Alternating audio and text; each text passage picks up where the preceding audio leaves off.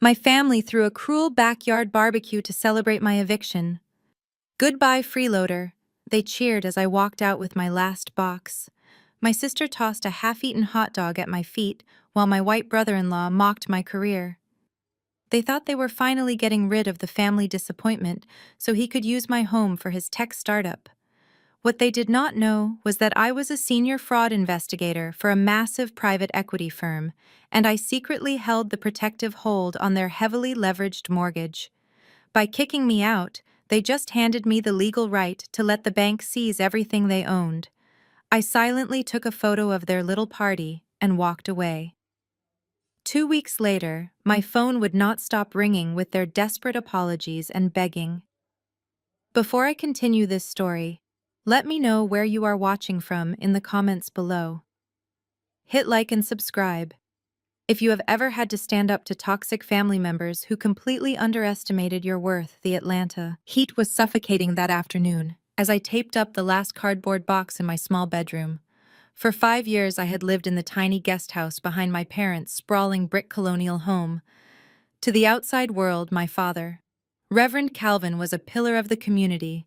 He drove a luxury sedan, wore custom-tailored suits, and preached about grace and humility every Sunday. But behind closed doors, our family dynamic was a toxic hierarchy, and I was firmly at the bottom. I am Maya, and at 33 years old, I was the designated family failure. Unlike my younger sister Chloe, who was the undisputed golden child, I did not marry a wealthy entrepreneur or spend my weekends at country clubs. I worked long hours quietly building my career while enduring their constant disrespect. I carried my box out the door. The smell of grilled ribs and expensive cigars hit me instantly. My family had set up a massive white tent on the manicured lawn. Hip-hop music blasted from expensive speakers. A huge custom printed banner hung between 2 oak trees reading "Goodbye Freeloader" in bright red letters. My cousins, aunts, and uncles were mingling, holding red plastic cups and laughing loudly. I kept my face perfectly neutral as I walked down the stone pathway. Chloe stood by the patio furniture, looking flawless in a designer sundress that my parents had undoubtedly paid for. She nudged her husband Chad when she saw me approaching. Chad was a tall guy who loved throwing around buzzwords and playing the role of the tech genius.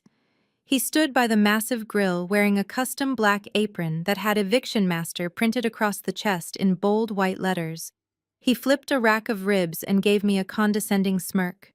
"Careful in the real world, Maya," he called out loudly, making sure the aunties nearby could hear him. "There are no handouts out there. You actually have to work for a living instead of leeching off your hardworking parents." A few of my relatives chuckled into their drinks. Chloe sauntered over and deliberately dropped a burnt piece of sausage on the grass right next to my sneakers. "Oops," she said with a fake pout. "Sorry, Maya. I know you will miss eating our leftover food, but do not worry too much. Chad has a demolition crew coming tomorrow to knock down the walls of your little shack. He needs the space for his new crypto mining server racks. It is time this property was finally used to generate real wealth instead of housing dead weight." I did not flinch. I just adjusted the grip on my cardboard box. Then my father stepped out onto the patio. Reverend Calvin looked immaculate as always, holding a glass of iced tea. He did not offer to help me with my heavy box. Instead, he reached into his chest pocket and pulled out a folded piece of crisp white paper. He walked over and shoved it directly onto the top of my moving box. "What is this?" I asked, keeping my voice dangerously calm. "That is an invoice," he declared, his deep preaching voice carrying over the music. I took the liberty of calculating the back rent you owe me for occupying my property for 5 years. $150,000. I expect you to act like a responsible adult and set up a payment plan. If you have any self-respect left, you will pay back the family that graciously put a roof over your head.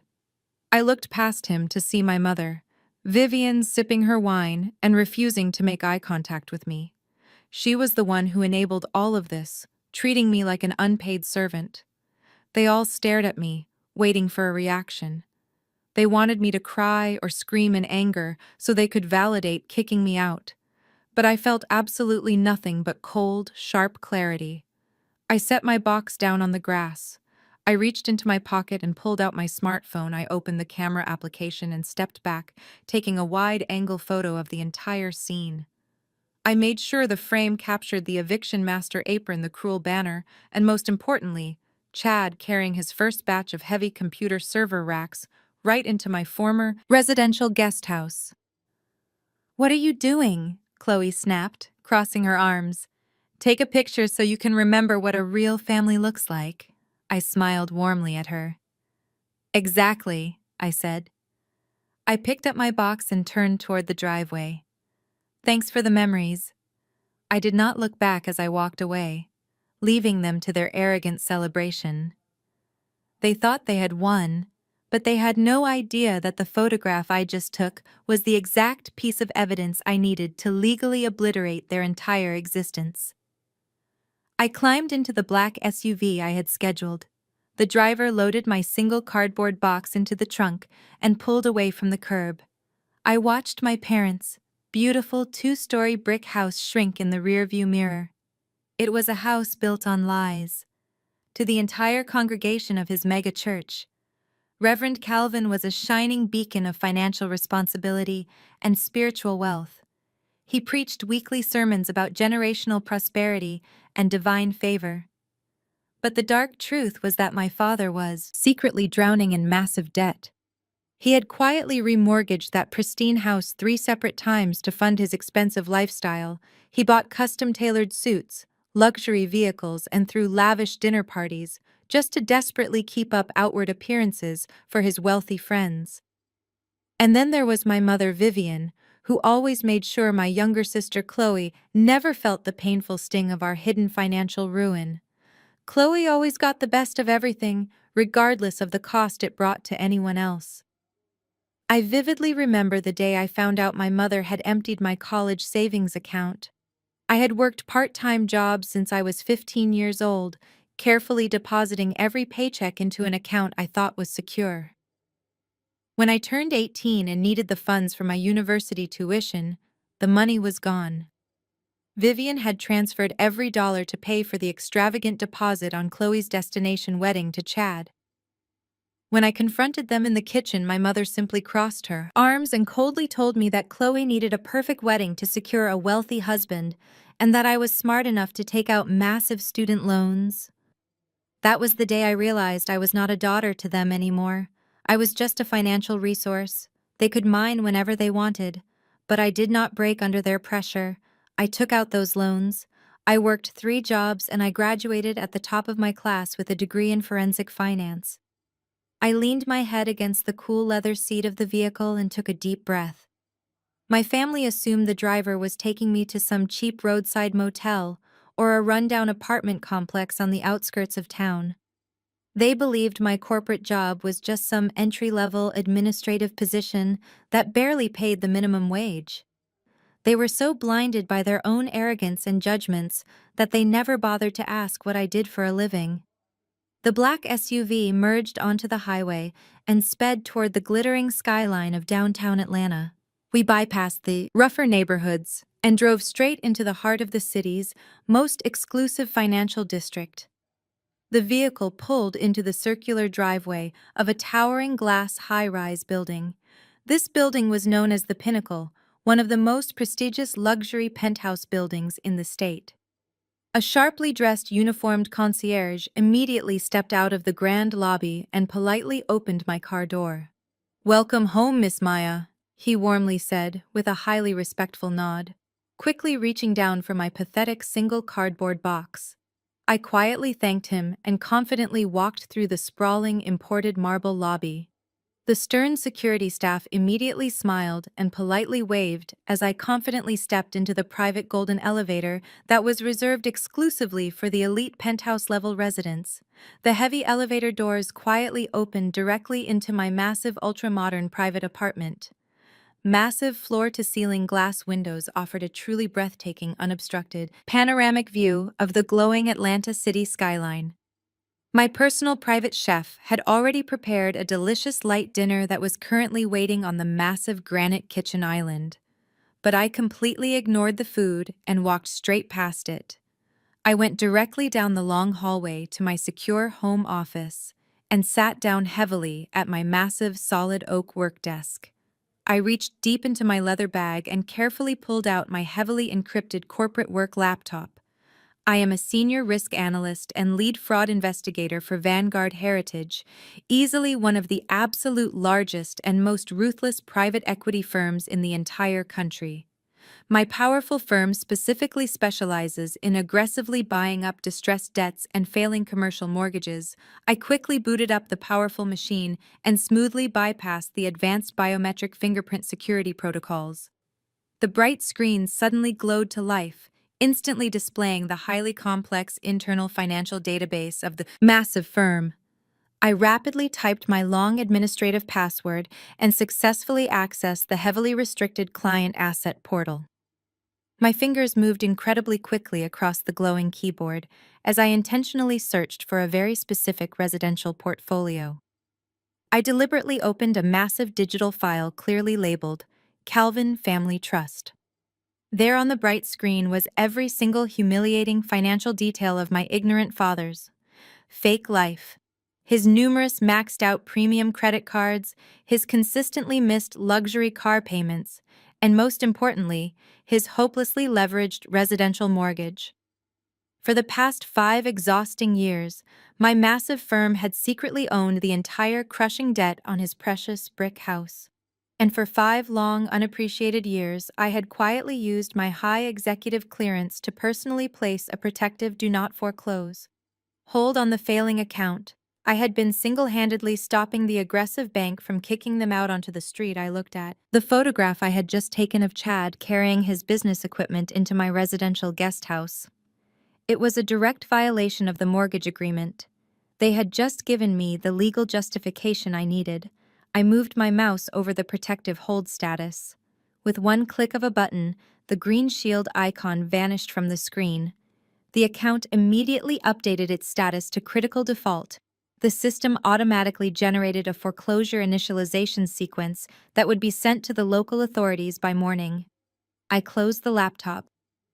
"You are on your own now, Dad," I whispered. I leaned back in my leather chair and watched the foreclosure sequence securely lock itself into the firm network. Just as the final confirmation screen illuminated my darkened office, my personal cell phone buzzed violently on the oak desk. The bright screen displayed a new incoming text message, notification from Chloe. She had sent a massive high-definition video file. I calmly picked up the device and tapped the screen to play the footage. The video immediately opened to show the interior of my former tiny guest house. The space was already completely unrecognizable. Chad was standing in the center of the small room, wearing a cheap yellow construction hard hat backwards and aggressively swinging a heavy steel sledgehammer right into the drywall of my old bedroom. A massive cloud of white plaster dust violently filled the air as the wall violently crumbled down to the wooden floorboards. Chloe flipped the phone camera angle around to show her own perfectly made-up face. She was chewing gum loudly and holding a ridiculously oversized iced coffee. "Look at this glorious destruction!" She practically squealed right into the phone microphone. "We are finally cleansing this entire property of your depressing loser energy." Maya Chad is currently tearing down these absolutely worthless walls to make room for his massive industrial crypto mining servers. He already ordered 50 heavy-duty mining rigs and a massive commercial cooling system to be delivered tomorrow morning. We are officially transforming your pathetic little sad shack into a legitimate tech enterprise.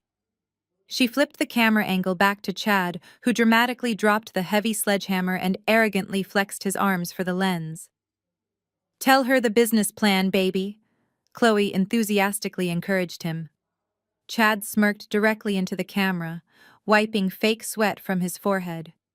"It is all about maximizing asset utility. Maya," he breathlessly bragged. "You lived here for 5 long years and generated absolutely zero capital for the family. I am going to turn this residential space into a decentralized financial powerhouse. Do not worry, though. When Chad Tech LLC goes public next year, I might just hire you to sweep the server room floors." The video abruptly ended with the sound of their incredibly annoying synchronized laughter.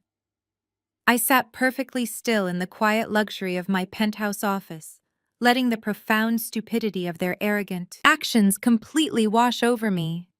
They were so incredibly arrogant that they were literally documenting their own federal crimes and freely sending the hard evidence directly to a senior financial fraud investigator. My sister thought she was hurting my feelings by showing me the destruction of my former living space. Instead, she had just handed me the final nail for their collective coffin. Operating a commercial crypto mining facility inside a zoned residential neighborhood was a massive violation of city ordinances. Doing major demolition without an approved city permit was another massive violation. And planning to generate unregulated cryptocurrency income without declaring the structural asset changes to the Internal Revenue Service was practically begging for a federal audit. I did not shed a single tear over the broken drywall of my old bedroom. I immediately opened a secure browser window on my corporate laptop. I navigated directly to the reporting portal for the county zoning board. I meticulously filled out the digital forms reporting an unpermitted demolition and an illegal power grid installation in a residential zone. In the section requesting evidence, I uploaded the wide-angle photograph I had taken earlier at the Eviction barbecue. The image perfectly showed Chad carrying the heavy server racks directly into the guest house structure. Then I attached the video Chloe sent me showing the illegal demolition taking place. I hit the submit button and watched the confirmation number appear on the screen. But I was not finished yet. I opened a second browser window and navigated directly to the tip portal for the Internal Revenue Service. I submitted a detailed anonymous report regarding a new corporate entity called Chad Tech, LLC, operating an undeclared cryptocurrency mining facility on a residential property. I attached the same photographic and video evidence. The federal and local wheels were now officially in motion. The trap was set and heavily baited. All I had to do now was patiently wait for them to step right into it. I closed my laptop, finished my dinner, and went to sleep in my king-sized bed, feeling more peaceful than I had in 5 years. The very next morning, I arrived early at the Vanguard Heritage corporate headquarters. I walked through the sleek glass doors, wearing a sharp designer suit, holding a hot cup of premium coffee. I settled into my private glass-walled office overlooking the busy city streets below. As a senior risk analyst, my daily job consisted of aggressively reviewing massive commercial loan applications and actively flagging suspicious corporate financial behavior. I logged into the primary mainframe and began sorting through the overnight commercial loan requests. About an hour into my shift, an automated alert flashed across my primary computer monitor. My clearance mandated. I review any loan application exceeding $3 million that originated within my designated geographic territory. I clicked on the flashing red notification to open the digital file. The applicant name listed at the very top of the massive digital document immediately caught my eye. The corporate entity requesting the massive financial injection was officially listed as Chad Tech, LLC. My brother-in-law was aggressively seeking a $4 million commercial loan to supposedly fund his crypto mining operation. But that was not the detail that made my heart pound with dark anticipation. I quickly scrolled down to the section outlining the required collateral for the multi-million-dollar loan. Chad did not have any money or legitimate assets to secure the loan. Instead, the detailed application listed the exact address of my parents' brick colonial home. He was illegally using the Calvin Family Trust as the sole collateral for his fraudulent commercial loan.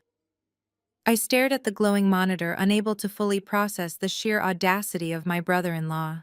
My father had essentially handed over the legal rights to the only asset keeping him out of total bankruptcy, just so Chad could play the role of a tech visionary.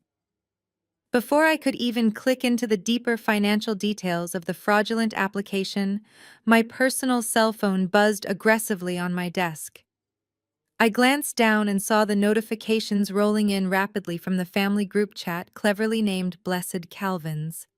I usually kept the chat muted, but today I decided to watch the disaster unfold in real time. Chad was holding court in the digital space, sending rapid-fire messages filled with rocket emojis and dollar signs. Guess who just secured a $4 million capital injection for Chad Tech LLC? He bragged into the group chat. We are taking this operation to the moon, baby. The responses from my extended family were immediate and nauseatingly enthusiastic. Aunt Shirley, who had never worked a day in corporate finance, replied with a dozen praising hands emojis. Oh, praise the Lord, she typed. You are such a blessing to this family. Chad, a true visionary. Aunt Martha quickly chimed in, agreeing completely. We always knew Chloe married a genius. He is the absolute savior of the family finances. Chloe sent a selfie showing her posing inside a luxury car dealership with a caption that read, "Shopping for my new daily driver. Thanks to my brilliant husband, we are officially entering a new tax bracket." The chat was a continuous stream of toxic positivity and unearned arrogance. They were celebrating money that they did not even have, yet completely ignorant of the fact that the very loan they were cheering for was currently sitting on the desk of the family scapegoat. Then, my father, Reverend Calvin, decided to join the conversation. He did not offer a simple congratulations to his son-in-law. Instead, he used the moment to publicly humiliate me in front of the entire extended family. He directly tagged my phone number in the chat. Maya. I hope you are paying close attention to this, he wrote. This is what real ambition looks like. Chad is out here securing multi-million-dollar investments while you are probably struggling to pay for a cheap motel room. Maybe if you humbled yourself and asked your brother-in-law for some business advice, you would not be in such a pathetic situation. Learn from him, Maya. You might actually amount to something. I read the messages twice, letting the bitter sting of his words wash over me. My father, the man who was secretly drowning in massive debt and silently relying on my income to keep a roof over his head, was actively mocking me while praising the exact man who was currently mortgaging that same roof without a safety net. I did not respond to the group chat. I did not defend myself or try to explain my reality. I simply locked my phone screen and placed it face down on my polished oak desk. Let them enjoy their digital celebration, I thought to myself, turning my attention back to the massive dual monitors on my desk. The absolute irony of the situation was almost poetic. Chad, in his desperate rush to secure funding for his fake company, had blindly used an online commercial loan broker. That broker had automatically routed his massive application to the largest private equity firm in the region, which happened to be Vanguard Heritage. He had absolutely no idea that he was actively applying for a high-risk commercial loan through the exact financial institution where I was the senior investigator and the primary gatekeeper for his specific region. As I scrolled through his completely fabricated revenue projections and inflated collateral appraisals, my office phone rang. It was David, my direct supervisor and the managing director of the underwriting department. I picked up the receiver and listened as David immediately brought up the Chad Tech LLC application. Maya, I just saw this $4 million request come across the regional dashboard, David said, his voice laced with professional skepticism. The algorithm automatically flagged it for severe structural anomalies. The corporate entity is less than a month old, the revenue projections are entirely speculative, and the collateral is a residential property owned by a third-party trust. This looks like a massive compliance nightmare and highly indicative of mortgage fraud. I am going straight into the system to deny it and flag the applicant for federal review. I leaned forward in my leather chair, staring directly at the digital signature Chad had arrogantly scribbled at the bottom of the fraudulent application. If David denied the loan, Chad would simply try another bank. He might eventually find a shady lender willing to overlook the red flags, and he would inevitably drag my father down a different path of destruction. But if Vanguard Heritage approved the loan under my specific jurisdiction, I would maintain absolute control over the debt. The moment he violated the terms which he already had by illegally demolishing the guest house, I could immediately trigger a catastrophic default and freeze all associated assets. Wait, David, I said, keeping my voice perfectly calm and authoritative. Do not deny the application. I have personally reviewed the collateral trust and the guarantor profiles. The algorithms are just being overly sensitive regarding the new LLC status. I will take full executive responsibility for this specific portfolio, override the high-risk flags, and push the approval through to the final funding stage. David hesitated for a brief moment, clearly surprised by my unusual request. Are you entirely sure about this, Maya? He asked cautiously. This is a highly exposed $4 million risk. If this guy defaults, it will be a massive mess for the firm. I looked down at my phone, which was buzzing again with another arrogant message from Chloe bragging about her future mansion. I smiled a cold, calculated smile. I am absolutely sure, David, I replied, my voice steady and completely devoid of mercy. Approve it. Let them have the rope. 72 hours later, the automated confirmation notification glowed green on my secondary monitor.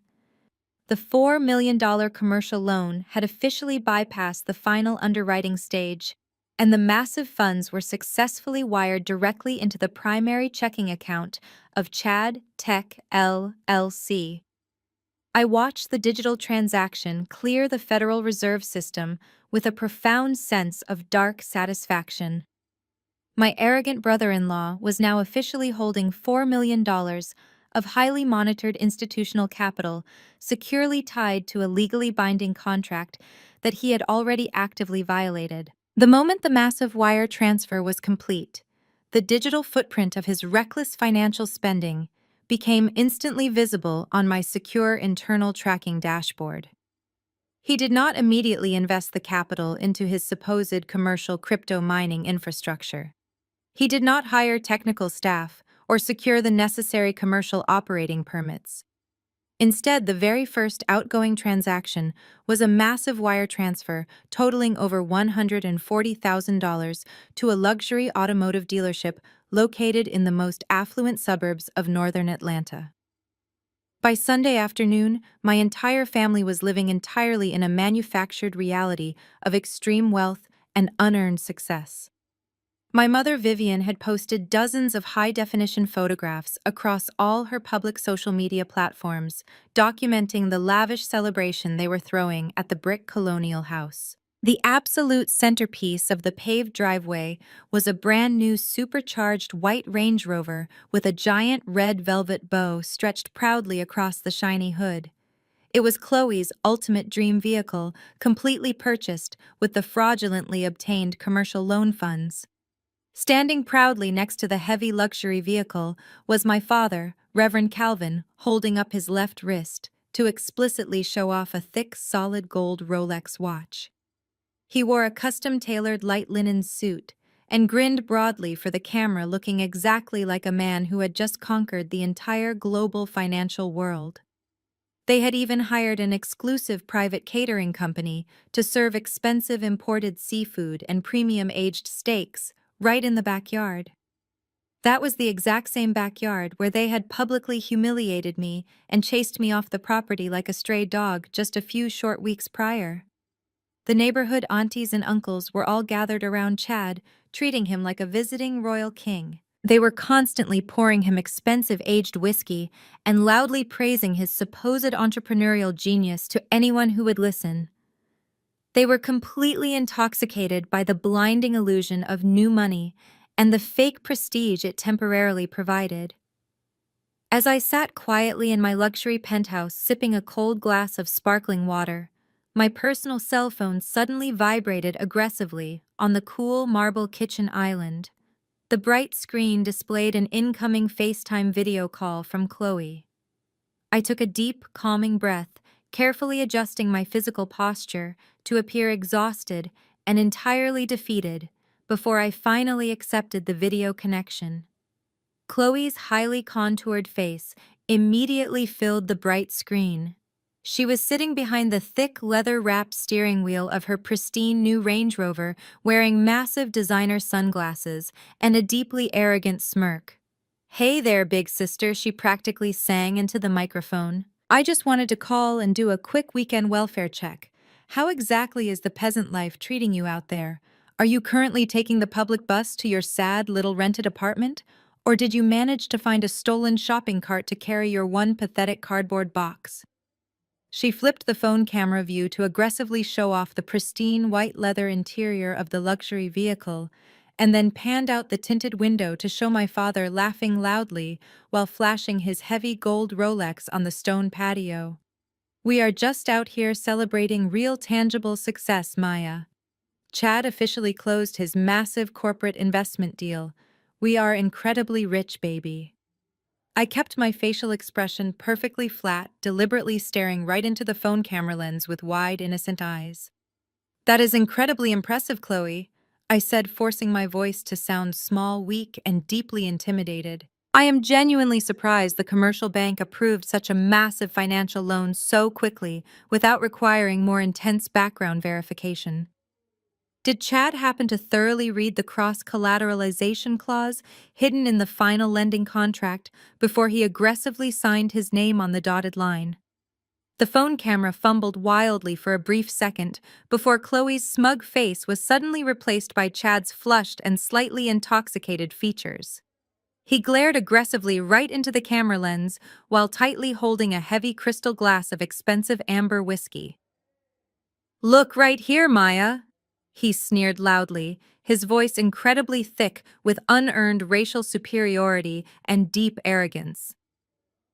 Do not try to use your fake administrative banking vocabulary to sound smart and ruin our beautiful family celebration.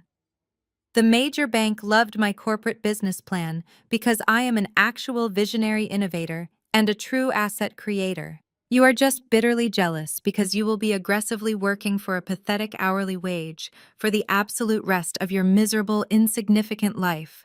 Enjoy the sweaty public bus rides, you massive loser. Chad aggressively tapped the phone screen and abruptly ended the video call immediately, throwing my phone display back to a quiet, dark screen. I slowly lowered the device and smiled warmly out at the glittering Atlanta city skyline. He had not read a single page of the heavy legal contract. He had absolutely no idea that the specific cross-collateralization clause meant the private equity firm now maintained total legal authority to instantly seize not only the residential property, but also every single personal asset purchased with those specific loan funds. That included the shiny white Range Rover, the solid gold Rolex watch, and the bank balance. The massive fuse was officially lit, and my incredibly toxic family was happily dancing right on top of a massive ticking legal bomb that would detonate. 2 weeks passed in a sickening blur of their manufactured opulence. My sister continued to aggressively flood her social media pages with high-definition pictures of her designer shopping bags, premium spa days, and that incredibly shiny new white Range Rover parked right in my parents' front driveway. Chad was incredibly busy transforming my former quiet living space into a deafeningly loud industrial sauna. He had successfully installed the massive commercial crypto mining servers, which required highly illegal and dangerous modifications to the residential power grid just to keep the heavy cooling systems running. The constant annoying humming noise of the heavy machinery could be heard from the street, but Chad arrogantly ignored the repeated complaints from the wealthy neighbors. He truly thought he was completely untouchable because he had millions of dollars sitting in his corporate bank account. He was completely wrong about his invincibility, and his arrogant downfall was about to be spectacularly public. It was a perfectly quiet Tuesday morning when the heavy and unforgiving wheels of local government finally arrived at the brick colonial house. I was sitting comfortably at my executive desk at Vanguard Heritage, reviewing a completely separate commercial portfolio, when the loud alert flashed across my personal cell phone. It was another frantic message in the Blessed Calvin's family group chat, but this time there were absolutely no rocket emojis or bragging statements to be found. Chloe posted a panicked, shaky video from her second-story bedroom window. A massive fleet of white municipal trucks belonging to the county zoning board and the Department of Building and Safety had completely blocked the wide paved driveway. Several uniformed city inspectors, accompanied by two heavily armed local police officers, were marching directly across the manicured lawn toward the guest house. My father, Reverend Calvin, was sending rapid text messages into the group chat, demanding to know why there were police cruisers parked on his pristine lawn, destroying his perfect neighborhood reputation. I watched the shaky video feed closely as an incredibly arrogant Chad stormed out of the main house wearing expensive silk pajamas to aggressively confront the authorities. He confidently pointed his finger right at the lead city inspector, likely trying to use his fake tech chief executive persona to aggressively intimidate the local government officials. It did not work at all. The stern inspector simply handed him a remarkably thick stack of official citations. Chad had committed multiple severe municipal infractions. He was illegally operating a high-capacity commercial enterprise in a strictly residential zone. He had performed major structural demolition without a single approved city permit. And worst of all, he had illegally tapped directly into the main municipal power grid to bypass the standard residential energy limits for his massive machines. The local authorities immediately ordered a mandatory permanent shutdown of the servers and slapped Chad Tech LLC with a massive $80,000 fine payable immediately to avoid a devastating property lien against my father's house. Chad probably thought he could simply pay the massive local fine using the remaining millions sitting comfortably in his commercial bank account. He foolishly assumed that raw money could easily fix the complicated legal mess he had arrogantly created for himself. But he fundamentally misunderstood how institutional capital actually works in the highly regulated real world. At the exact moment the county clerk officially registered the zoning violations and the subsequent massive property fine into the public municipal database, the highly advanced risk management algorithms at Vanguard Heritage instantly detected the severe legal anomaly. I was sitting peacefully in my glass-walled office when the automated corporate compliance system triggered a massive red alert right on my primary computer monitor. The powerful algorithm had successfully detected a critical breach of contract regarding the Chad Tech LLC commercial loan. The highly specific terms of his $4 million commercial loan explicitly required the underlying collateral property to remain in pristine legal standing, completely free of any municipal liens, structural violations, or illegal commercial activity. By forcefully transforming the residential guesthouse into an illegal crypto mining facility, Chad had instantly violated the core protective covenant of his massive loan agreement. The system protocol required a senior fraud investigator to manually review the sudden breach and officially determine the appropriate financial action. As the managing executive for that specific geographic region, the final decision was entirely mine to make. I calmly clicked on his active account profile. I could see the remaining $3.8 million sitting right there in his corporate checking ledger. I slowly moved my mouse over the strict security protocol menu and deliberately selected the option for a total institutional asset freeze. I clicked confirm. In less than a single second, the massive bank mainframe completely locked down every single dollar tied to Chad Tech LLC. His corporate accounts, his newly issued platinum credit cards, and his direct cash access were entirely frozen. The money was officially gone, trapped securely behind a massive institutional firewall that he could not possibly breach. Chad was completely unaware of the digital financial execution that had just silently taken place from my office desk. Later that same evening, he arrogantly decided to play the role of the wealthy tech visionary by hosting a lavish dinner for several potential new business partners. According to Chloe's bragging social media updates, they were dining at an incredibly exclusive downtown steakhouse where they ordered imported Wagyu beef, expensive aged whiskey, and the cheapest bottle of wine cost more than my entire monthly grocery budget. He was desperately trying to secure even more outside funding to quickly cover his new county fines, acting as if the morning zoning raid was just a minor administrative misunderstanding that he had already brilliantly handled. At the end of the incredibly extravagant meal, the sharply dressed waiter approached their crowded table and politely presented the heavy leather-bound check holder. The total dinner bill was easily over $3,000. Chad confidently pulled out his heavy metal corporate debit card and handed it to the waiter with an arrogant smirk, probably loudly bragging to his wealthy guests about his massive company expense account. The waiter walked over to the digital payment terminal and quickly swiped the heavy metal card. The machine immediately beeped loudly, displaying a bright red declined notification on the glowing screen. Chad laughed nervously, assuming it was just a simple banking error, and quickly handed the waiter a different platinum credit card, strictly tied to the exact same frozen account. The waiter swiped it again. The machine beeped a second time, declined. The arrogant smirk completely vanished from his pale, sweating face as the crushing reality of his terrifying financial situation finally began to set in, while his powerful investors stared at him in absolute dead silence. Chad swallowed hard as his throat suddenly went completely dry. He let out a loud, forced laugh and nervously waved his hand at the confused waiter. "It must be a security fraud alert," he lied smoothly to his wealthy guests. "My bank is incredibly protective of my massive corporate assets." He quickly reached into his inner jacket pocket and produced a personal credit card, praying silently that the modest credit limit had not been maxed out by Chloe's recent luxury shopping sprees. He handed the plastic card to the waiter with trembling fingers. The transaction barely went through, leaving him with only a few dollars of available credit to his name.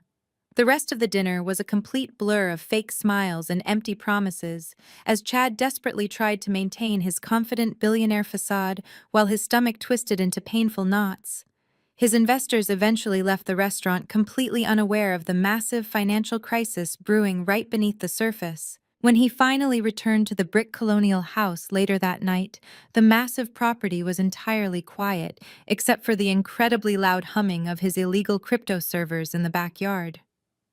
Chloe was already asleep upstairs, comfortably wrapped in expensive silk sheets, completely oblivious to the fact that her new rich lifestyle was rapidly evaporating. My father had left a handwritten note on the kitchen counter, reminding Chad to pay the expensive landscaping bill. Chad completely ignored the note and rushed straight into his makeshift home office. He frantically booted up his computer and logged into his Vanguard Heritage corporate banking portal. A massive red warning banner immediately filled the entire screen. His $4 million were officially frozen pending a mandatory compliance review regarding the local county zoning violations. The automated digital prompt clearly demanded a verified municipal clearance document to unlock the massive institutional funds. Panic completely consumed his arrogant mind. He knew perfectly well that the county would never issue a clearance document for his highly illegal mining operation. The massive $80,000 fine was still unpaid and actively accruing daily interest penalties. If he did not unfreeze those funds immediately, his new company would instantly collapse and his massive fraud would be exposed to the entire family. But Chad firmly believed he was infinitely smarter than everyone else, especially some faceless banking algorithm. He quickly searched the internet and found a standard municipal zoning permit from a completely different local business. He downloaded the digital document and opened an advanced editing program. For the next 3 hours, he meticulously altered the dates, the property address, and the official inspector's signatures. He forged the official county seal and completely fabricated a fake approval code indicating that the guesthouse servers were fully compliant with all local residential regulations. He arrogantly assumed the massive private equity firm used basic automated software to blindly scan uploaded compliance forms and checkboxes. He had absolutely no idea that every single high-risk document was manually reviewed by human experts.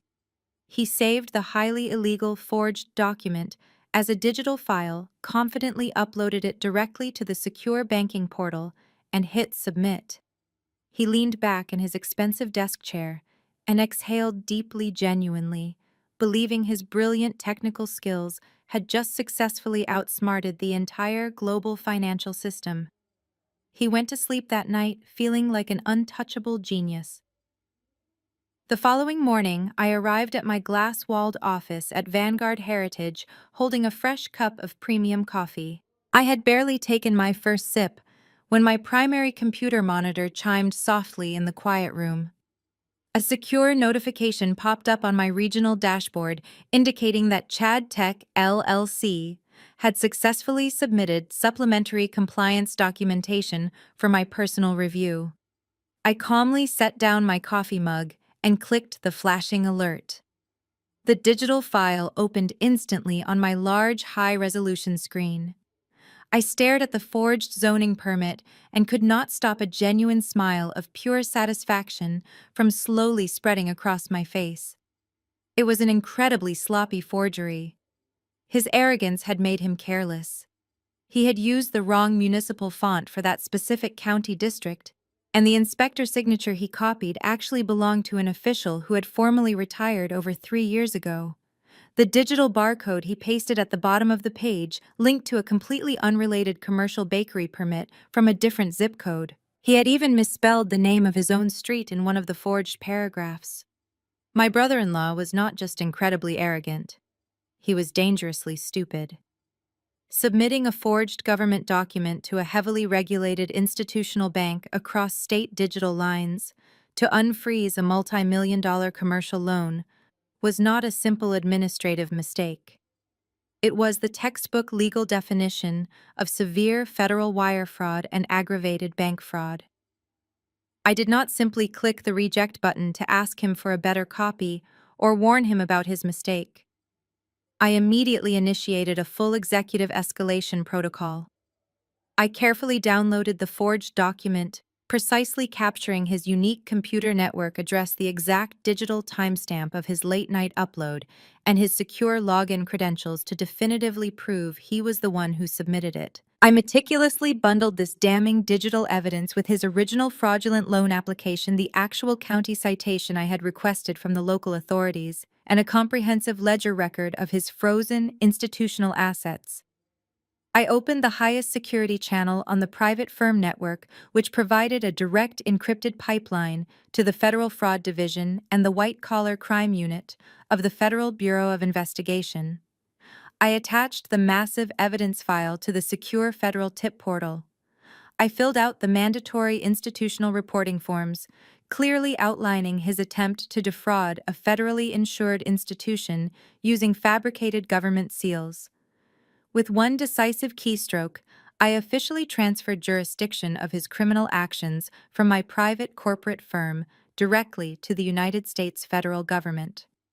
I closed the portal, locked my computer screen, and took a calm sip of my warm coffee, looking out over the beautiful city skyline. Chad thought he was cleverly fixing a minor local zoning problem from his bedroom computer.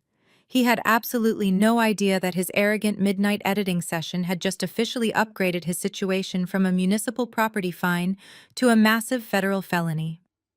The following morning, Reverend Calvin woke up completely unaware that his entire financial existence had been completely wiped out overnight. He dressed in one of his custom-tailored light linen suits and drove his expensive luxury sedan to his exclusive private country club. He had a prestigious weekly golf game scheduled with several wealthy church donors and local politicians. It was his standard routine to stop at the premium banking machine in the country club lobby to withdraw a massive stack of crisp $100 bills. He loved flashing the thick wad of cash while tipping the club staff to maintain his carefully crafted image of overflowing prosperity. He confidently slid his heavy platinum debit card into the machine and punched in his personal identification number. He requested $2,000 and waited for the familiar sound of counting money.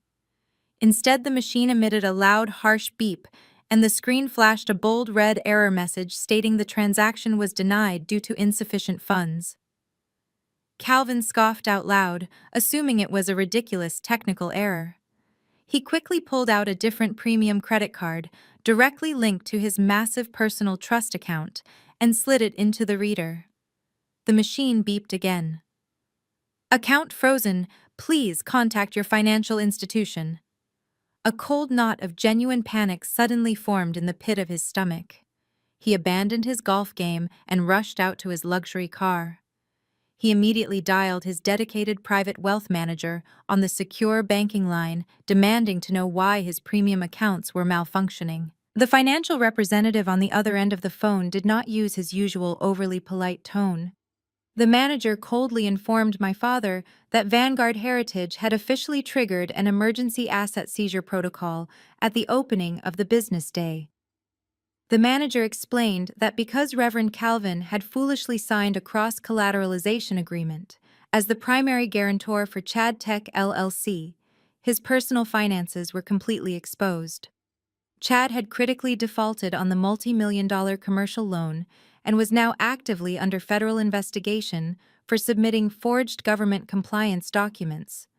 Therefore, the private equity firm had legally exercised its right of offset.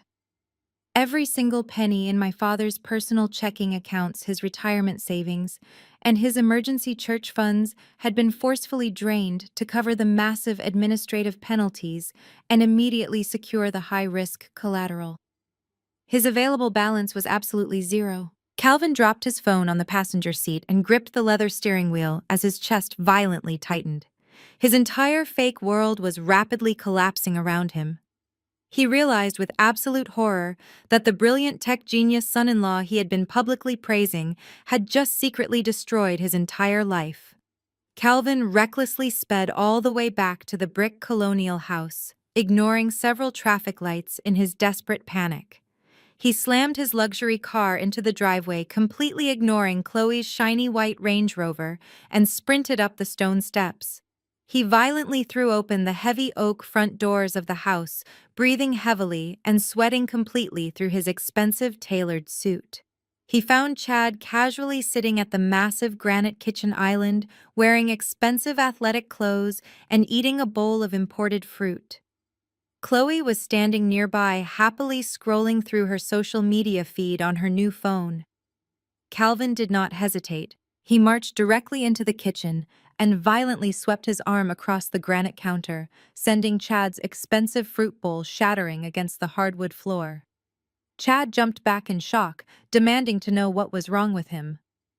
Calvin screamed at the top of his lungs, completely dropping his calm, peaceful pastor persona. He loudly demanded to know exactly what Chad had done with the commercial loan.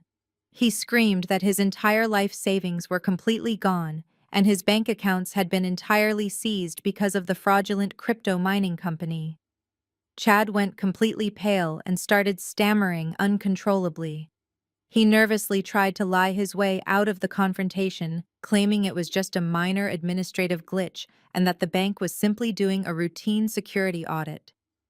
Chloe immediately stepped between them, fiercely defending her husband. She yelled at our father, telling him he was being completely irrational and that Chad was a brilliant businessman who was going to make them all billionaires. The intense screaming match echoed loudly through the large, empty house. The sheer volume of the chaotic argument immediately brought my mother, Vivian, rushing down the grand wooden staircase. She was clutching her expensive silk morning robe and demanding to know why her peaceful morning was being violently interrupted. Calvin desperately tried to explain the massive financial catastrophe to his wife. He told her that Chad had committed severe bank fraud and dragged their entire family into a massive legal disaster. But Vivian refused to listen to the harsh reality. She immediately rushed over to Chad and wrapped her arms protectively around him. She glared angrily at her husband and loudly blamed the supposedly corrupt banking system. She confidently declared that the massive institutional banks were simply intimidated by Chad's incredible entrepreneurial talent and were aggressively trying to steal his brilliant ideas. She told Calvin to have faith in his family and to stop attacking the only person who was actually bringing real wealth into their home. She blindly refused to accept that her golden child had married a complete financial parasite. Calvin stood alone in his own kitchen, staring at his delusional wife and his incredibly arrogant daughter. He realized he had spent his entire life protecting and enabling these toxic people, and now they were actively defending the very man who had just financially ruined him. The family was completely fracturing right before his eyes. He opened his mouth to order Chad to pack his bags and get out of his house forever. But before he could speak a single word, a series of incredibly loud and aggressive knocks violently shook the heavy oak front door. It was not a polite neighborly knock. It was the distinct heavy pounding of law enforcement. The entire family froze in absolute silence. Calvin slowly walked out of the kitchen and pulled open the front door. Standing on the front porch were two stern-looking men wearing dark business suits and displaying heavy gold badges pinned to their belts. The lead agent held a thick stack of official legal documents in his hand. He looked directly past my terrified father and locked eyes with my trembling brother-in-law. The agent loudly announced that he was with the Criminal Investigation Division of the Internal Revenue Service. He stated clearly that he was there to officially serve a federal subpoena to Chad for multiple counts of aggravated wire fraud and the illegal forgery of government documents. The devastating legal bomb had finally detonated right on their perfect front porch. Chad took the thick stack of legal documents from the federal agent with violently trembling hands. He could not speak a single word. The two stern agents turned around and walked back down the pristine paved driveway, leaving the heavy front door wide open. The heavy, suffocating silence that immediately followed was completely unbearable. Chloe violently snatched the official papers right out of her husband's hands. Her eyes frantically scanned the bold legal text. Words like federal indictment wire fraud and mandatory court appearance jumped completely off the pages. The expensive designer sunglasses she was wearing slipped down her nose as her flawless, arrogant facade completely crumbled. "You forged a government document!" she screamed at the top of her lungs, her voice echoing through the quiet luxury neighborhood. "You told me you were a brilliant tech visionary. You told me we were rich. You are nothing but a common criminal, and you have completely ruined my life." Chad desperately tried to grab the legal papers back, nervously stammering about a massive misunderstanding and arrogantly claiming his corporate lawyers would easily fix the minor administrative error. But Chloe was completely hysterical now. She threw the heavy subpoena directly at his chest and aggressively pushed him backward. "You do not even have a corporate lawyer!" she yelled violently, shoving him again. "Your credit cards were just declined at the exclusive steakhouse, and your bank accounts are completely frozen. You lied to me about absolutely everything." My mother Vivian rushed forward desperately, trying to physically separate them. She frantically begged Chloe to lower her voice and remember their wealthy neighbors, but the damage was already done. Several people next door had already stepped out onto their front porches to eagerly watch the chaotic public spectacle unfold. My father, Reverend Calvin, did not say a single word. He slowly backed away from the aggressive screaming match and retreated directly into his private mahogany study, quickly locking the heavy wooden door behind him. He collapsed into his expensive leather armchair, his chest heaving with sheer panic. It was not just the crushing financial ruin that terrified him. It was the absolute destruction of his carefully crafted public image. He was the highly respected pastor of a massive community church. He had spent decades preaching about moral superiority and divine financial blessings. Once the church elders and his wealthy congregation found out that his son-in-law was a federally indicted fraudster and that their beloved pastor was secretly bankrupt, his entire career would be instantly over. The bank was going to publicly foreclose on his beautiful home, and his name would be plastered all over the local evening news. He buried his face in his trembling hands, realizing that his pride and his blind favoritism had led him directly into a massive, inescapable trap. Calvin knew he had to act immediately before the local media caught wind of the federal subpoena. He reached for his desk phone and frantically dialed the emergency number for his high-priced corporate attorney.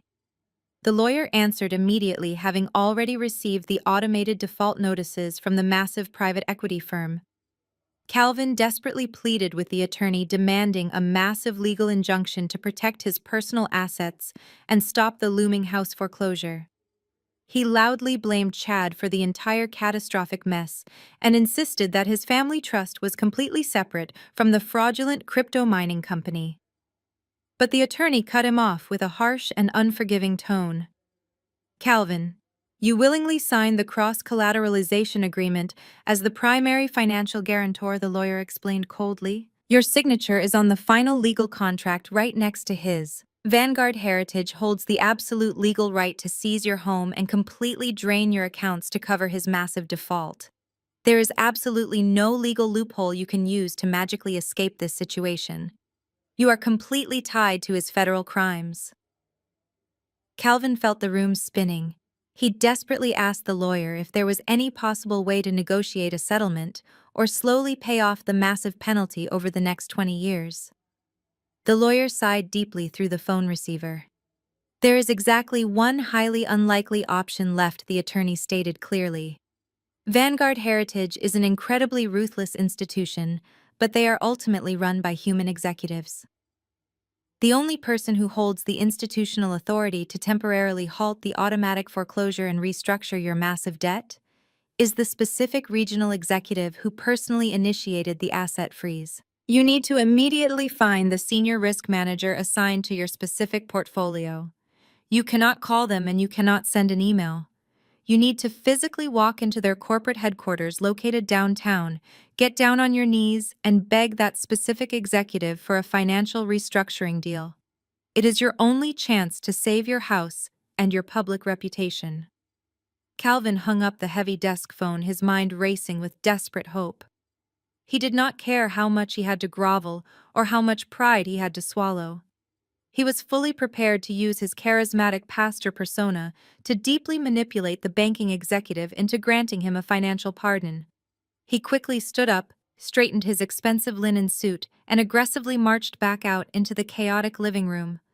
Chad was sitting on the expensive sofa, with his head buried in his hands while Vivian was quietly crying in the kitchen. Chloe was aggressively packing a large designer suitcase, claiming she was moving into a luxury hotel.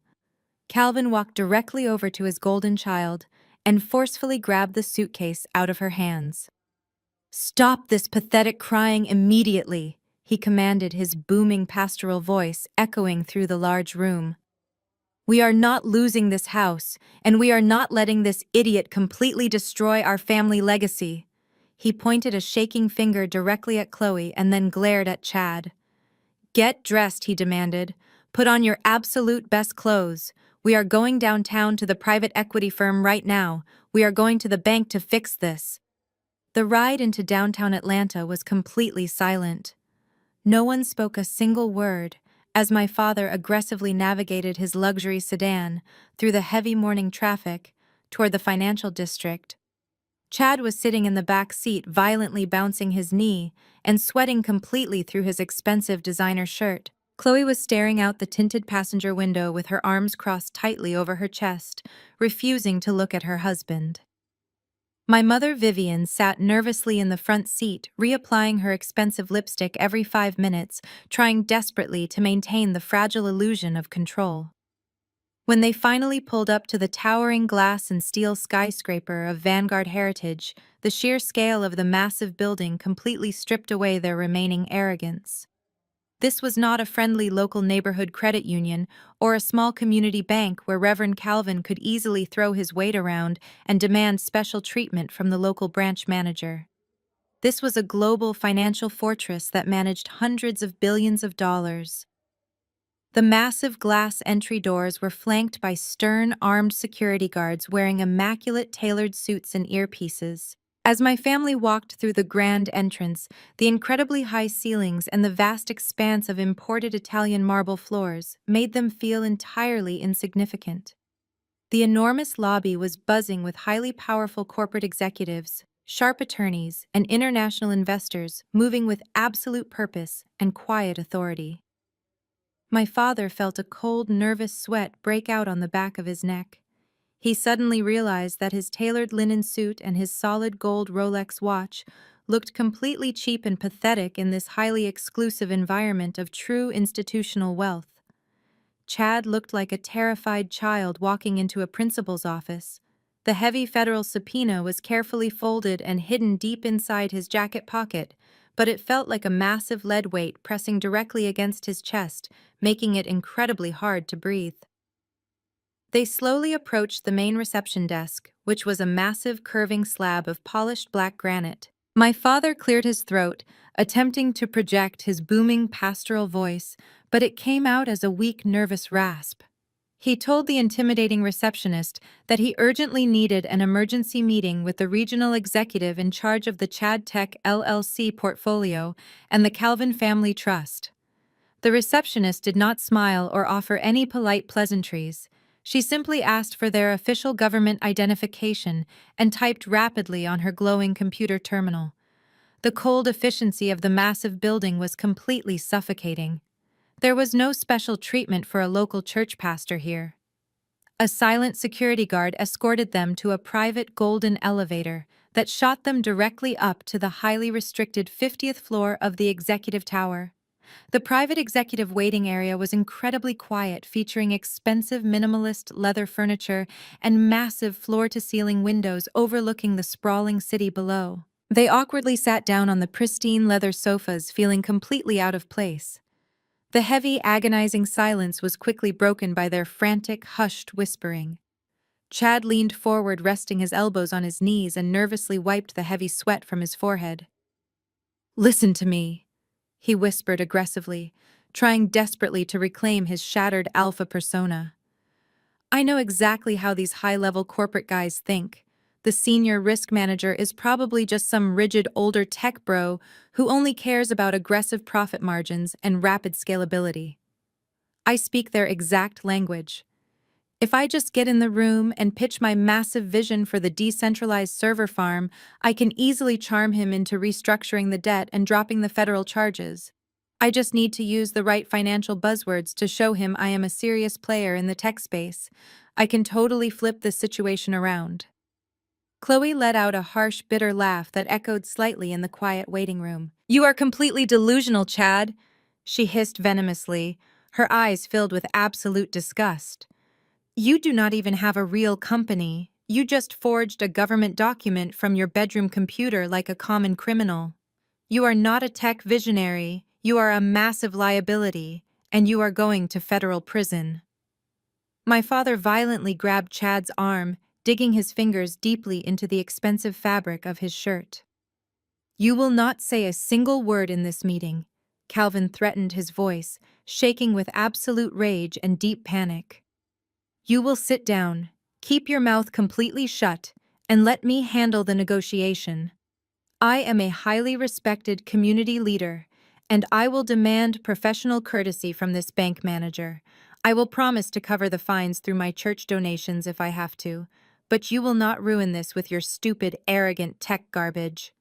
You have already destroyed my entire life savings and put a federal target on my back." Vivian frantically shushed them all, desperately looking around to see if any of the wealthy executives walking past the glass walls were watching their pathetic family meltdown. She nervously smoothed her designer skirt and told everyone to put on a brave face because they were still a family of high status.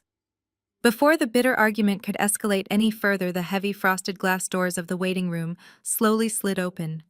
A sharply dressed executive assistant stepped into the room holding a sleek digital tablet.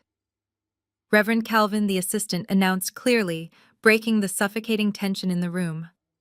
"The senior fraud investigator has reviewed your emergency request. The executive will see you all now in conference room A. Follow me, please."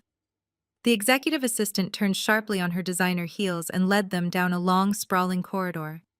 The hallway was incredibly intimidating, with thick imported wool carpets that completely absorbed the sound of their footsteps. Modern abstract art hung on the pristine white walls, subtly communicating the massive wealth and unyielding power of the global financial institution. My family followed behind her in a tight, anxious cluster. My father, Reverend Calvin, kept nervously adjusting the collar of his tailored linen suit, which was now entirely damp with cold sweat. He kept clearing his throat, trying to mentally prepare his most charismatic pastoral voice. Chad was breathing heavily, walking with a stiff, unnatural gait, as the heavy federal subpoena burned a metaphorical hole right through his jacket pocket. My mother Vivian and my sister Chloe linked their arms together, clutching their expensive designer handbags, like defensive shields against the overwhelming corporate atmosphere.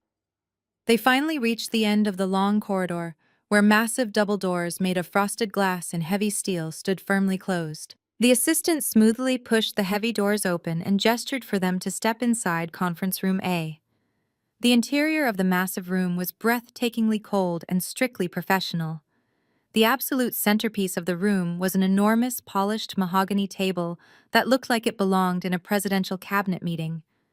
There were 20 high-backed black leather chairs perfectly aligned around the edges of the dark wood. One entire wall was made completely of floor-to-ceiling glass, offering a dizzying panoramic view of the sprawling Atlanta skyline. The family slowly filed into the room, feeling completely exposed and incredibly small against the backdrop of the massive city. They awkwardly chose seats grouped closely together on one side of the massive table. The assistant quietly exited the room, and the heavy glass doors closed behind her with a definitive click. The absolute silence in the room was deafening. Chad leaned across the table, rubbing his trembling hands together. "Listen to me, Calvin," he whispered frantically, his voice cracking with pure desperation. "When the executive walks in, I need you to let me introduce myself first. I need to establish dominance and show him that I understand complex, decentralized financial architecture. If I can just pivot the conversation toward the future equity of my company, I can definitely make this entire federal problem disappear." Calvin violently slammed his hand down flat against the polished mahogany wood. "You will absolutely not speak," he hissed venomously, glaring at his son-in-law with pure, unadulterated hatred. "You are a federally indicted criminal. You have completely destroyed my life savings. If you open your mouth and ruin my desperate negotiation, I will personally hand you over to the federal agents myself." Before Chad could offer another pathetic defense, the heavy frosted glass doors suddenly swung open. The sharp, authoritative clicking of expensive high heels echoed loudly against the hardwood floor just inside the doorway. Everyone at the table instantly froze and looked up, expecting to see a stern, older white male executive walk into the room. Instead, I stepped confidently through the heavy double doors. I was not wearing the faded jeans and cheap, oversized sweaters I used to wear when I lived in their tiny backyard guest house. I was wearing an impeccably tailored charcoal gray designer suit that fit me with absolute perfection. My hair was styled in a sleek, professional blowout, and my posture was entirely unyielding. I radiated a cold, calculated authority that demanded absolute respect from everyone in the room. I did not walk in alone. Flanking me on my right side was a tall, serious-looking corporate attorney carrying a thick leather briefcase. On my left side was the lead forensic auditor for the regional division, holding a glowing digital tablet that contained every single piece of their ruined financial existence. My family stared at me in absolute stunned silence, their brains completely short-circuited, unable to process the incredible visual contradiction happening right in front of their eyes. They had spent the last 5 years actively convincing themselves that I was a massive failure, a pathetic loser who could barely afford to feed herself. Seeing me standing inside the most exclusive boardroom of a massive global private equity firm, flanked by two highly intimidating financial professionals, completely shattered their manufactured reality. My father blinked rapidly, his mouth opening and closing silently like a suffocated fish. Chad just stared blankly, his face completely drained of all color. Chloe was the very first person to finally break the agonizing silence. Her deep-seated arrogance simply would not allow her to comprehend the truth. She let out a loud, high-pitched, nervous laugh that echoed awkwardly around the massive mahogany table. "Maya, what on earth are you doing here?" she asked, her voice dripping with extreme condescension and fake relief. "Did you finally get a job running errands for the real executives? Please tell me you are the secretary they sent in here to bring us some coffee or water, because we have been waiting for a very long time. Actually, if you could just go tell your boss that Reverend Calvin and Chad Tech are ready for our emergency meeting, that would be incredibly helpful. You can catch up with us later." I did not offer her a polite smile. I did not laugh at her ridiculous insult. I simply kept my face completely devoid of any emotion and walked deliberately toward the very front of the room. I pulled out the oversized leather chair positioned exactly at the head of the massive mahogany table, the seat of absolute power. I gracefully sat down, folding my hands together and resting them calmly on the polished wood.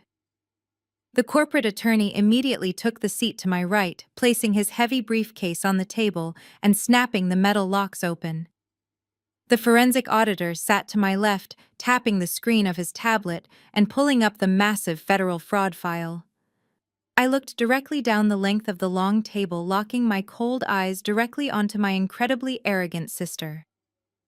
"I am not here to fetch your coffee, Chloe," I stated clearly, my voice echoing with absolute authority and terrifying calm.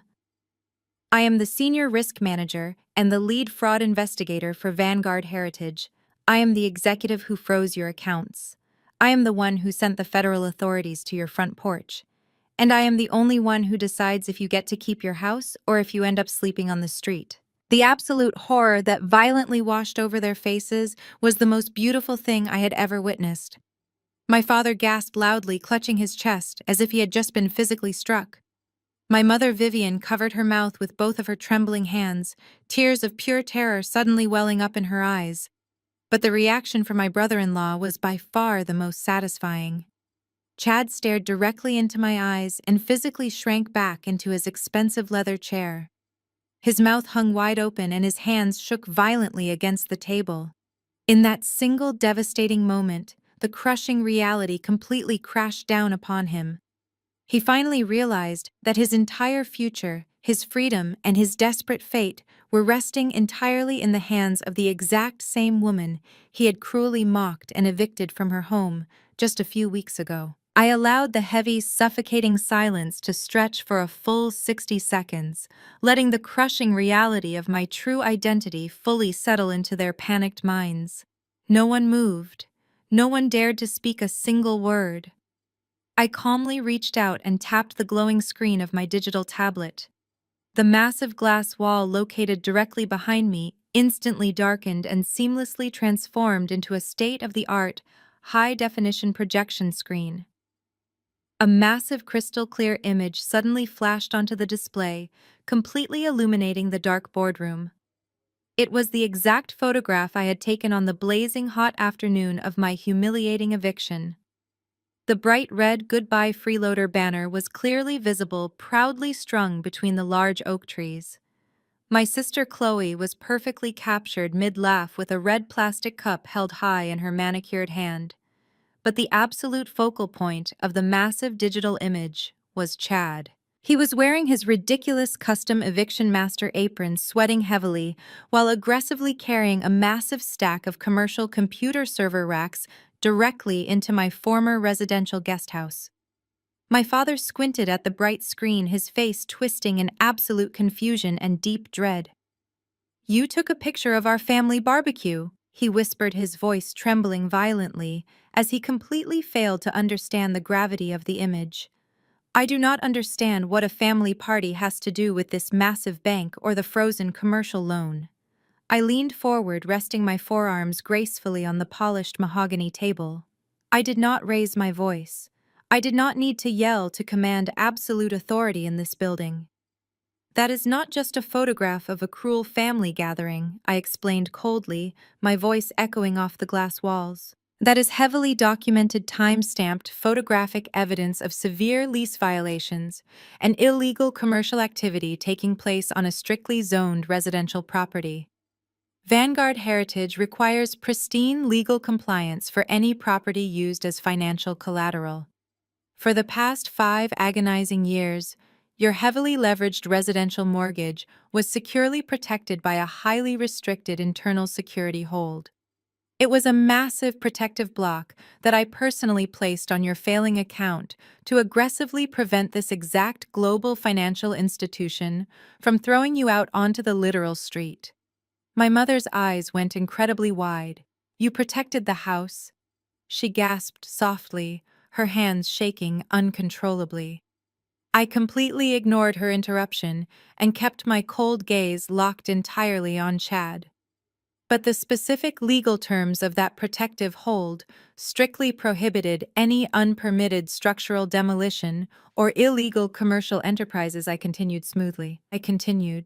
When you arrogantly kicked me out of my own home so Chad could illegally build his fraudulent crypto mining server farm, you actively violated the foundational terms of that protective agreement.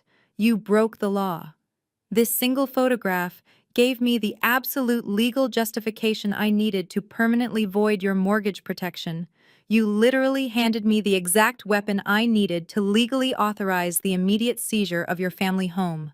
You joyfully celebrated your own financial execution. The corporate attorney sitting to my right smoothly slid a thick stack of printed financial documents across the polished table directly toward Chad. The top document was a brightly printed copy of the incredibly sloppy forged municipal zoning permit he had desperately submitted the night before. And since you arrogantly decided to submit a forged government document across secure digital banking lines to fraudulently unfreeze your corporate assets, you have now triggered a mandatory federal investigation, I added, watching the absolute terror flood his eyes. I personally forwarded this pathetic, sloppy forgery directly to the Federal Bureau of Investigation. Your commercial loan is permanently canceled. Your corporate accounts are permanently seized. You are completely finished. Chad physically trembled as he stared down at the printed forgery, realizing his massive secret was completely exposed.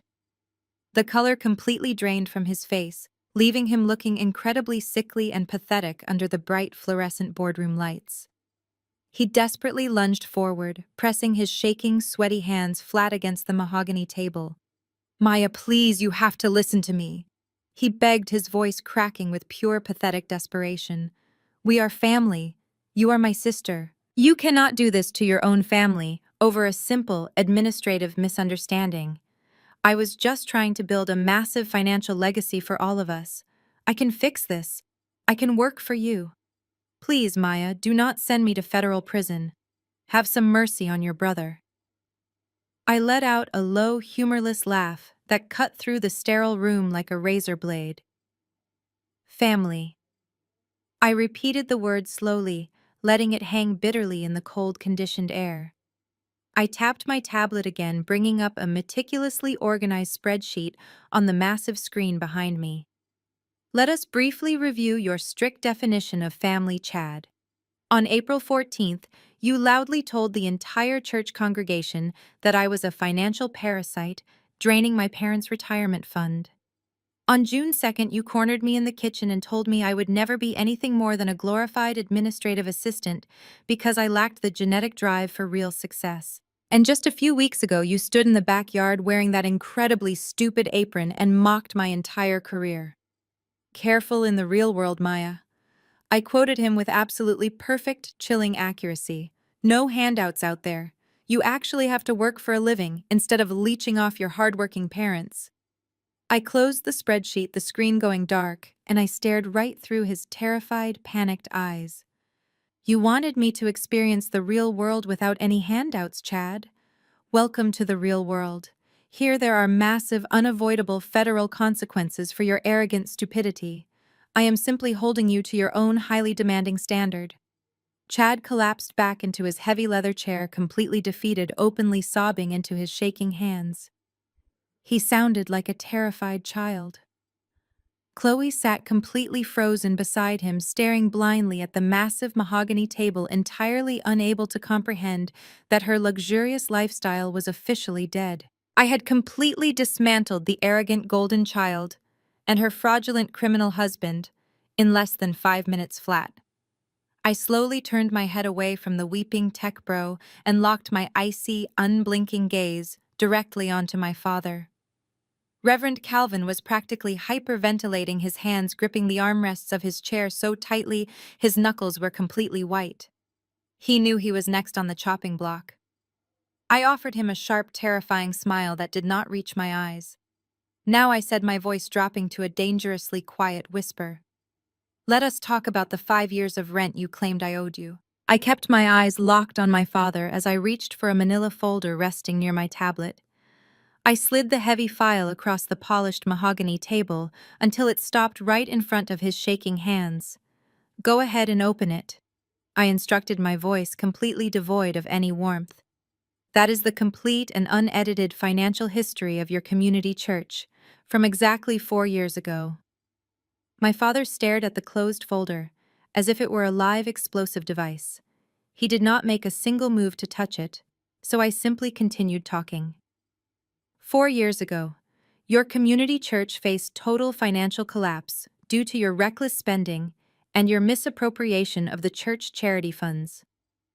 The Board of Elders was preparing to publicly expose your deficit and force you to resign in complete disgrace. You panicked and secretly took out hidden loans against this house just to temporarily cover the missing church money and save your public reputation. But you could not afford those new loan payments either. You quietly defaulted on every single obligation you had. The original bank was preparing to publicly foreclose on the brick colonial house and expose your financial sins to the entire congregation. You thought your secret was safe because you managed to quietly transfer the debt to a private equity firm. You arrogantly assumed you had successfully outsmarted the financial system. Once again. What you never realized was that I was the executive who intercepted your distressed file when it crossed the regional desk here at Vanguard Heritage. The firm was ready to liquidate your property and throw you into the street. But I stepped in and used my executive clearance to force the firm to purchase your distressed debt, placing it securely under my personal administrative portfolio. But the bank required a solvent guarantor to authorize the protective hold on the failing account. I became your shadow guarantor. For the past 4 years, I have been quietly paying the monthly interest penalties on your fraudulent church loans out of my own six-figure executive salary. Every time you missed a payment to buy a custom suit or a new luxury car, I quietly covered the deficit to keep the bank from seizing the property. I did not live in that cramped guest house because I was a pathetic broke loser who could not afford a real apartment. I lived in that miserable backyard shack because I was funneling my entire salary into saving your public legacy from total destruction. My father turned a sickly shade of ash gray. He slumped back into his heavy leather chair, staring at me with wide, terrified eyes. He finally understood the magnitude of his stupidity. He had spent years mocking and abusing the only person who was single-handedly keeping him out of federal prison and total bankruptcy. My mother. Vivian let out an agonizing sob. She buried her face in her trembling hands, realizing her golden child had brought only ruin to the family, while the daughter she neglected was their silent savior. She cried loudly, her expensive makeup running down her face as the illusion of her wealthy family permanently shattered into a million pieces in front of her. I reached into my tailored suit jacket and pulled out the white piece of paper my father had shoved onto my moving box. I slowly unfolded the handwritten invoice and placed it gently on top of the digital tablet. You proudly handed me this ridiculous invoice for $150,000. I said, my voice echoing in the silent boardroom. You stood in front of the entire extended family and demanded back rent for 5 years of living in your backyard. You called me a pathetic freeloader while you drank iced tea and celebrated kicking me out onto the street. I leaned forward, resting my elbows on the mahogany table, and looked into his terrified eyes. Over the last 4 years, I have secretly paid over $800,000 of my own wealth to save this family from destruction. So when you proudly threw that cruel eviction barbecue and happily called me a worthless freeloader, you actually evicted your only landlord. The sheer impact of that specific sentence hit the room like a massive physical shockwave. My father closed his eyes tightly and silent tears began to leak down his deeply wrinkled cheeks. He had absolutely nothing to say in his own defense. There was no charismatic pastoral charm or manipulative religious scripture that could possibly save him from the devastating reality of his own incredibly arrogant actions.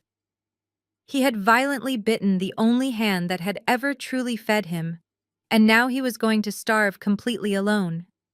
Vivian continued to weep uncontrollably. Violently, rocking back and forth in her expensive leather chair, Chad was still staring blindly at the forged government document, completely paralyzed by his impending federal prison sentence. But Chloe simply could not handle the suffocating tension building inside the massive corporate room. Her entire fragile identity was entirely built on being infinitely superior to me, and her mind was aggressively rejecting the absolute crushing truth. She suddenly slammed both of her manicured hands down on the solid mahogany table and jumped up aggressively from her heavy leather chair. Her flawless face was bright red with sheer panic and helpless, furious rage. She pointed a shaking finger directly at my face, her chest heaving violently under her designer clothing. "Fine!" she screamed, her high-pitched voice cracking loudly in the sterile corporate boardroom. "So you paid the stupid mortgage, and you secretly work for this massive institutional bank. We completely get it, Maya. You finally proved you are infinitely better than all of us. So what exactly do you want from us right now? Are you just going to sit there silently in your expensive suit and arrogantly gloat, or are you going to tell us exactly what happens next?" I looked at Chloe, who was standing there breathing heavily and demanding answers like a spoiled child. I did not raise my voice to match her hysterical tone. "What I want from you is very simple, Chloe," I replied evenly. "I want to do my official corporate job." I slowly shifted my cold gaze away from my screaming sister and looked directly across the mahogany table at Chad. He was still staring blankly at the printed copy of his incredibly sloppy forged zoning permit. His face was covered in a thick layer of cold sweat. "Chad," I said sharply, making sure he finally looked up and met my eyes. "When you arrogantly decided to play the role of a wealthy tech billionaire, you really should have taken the time to learn how federal banking laws actually operate. I did not just freeze your commercial loan account to teach you a family lesson. I officially reported your forged government permit directly to the highest levels of the federal authorities.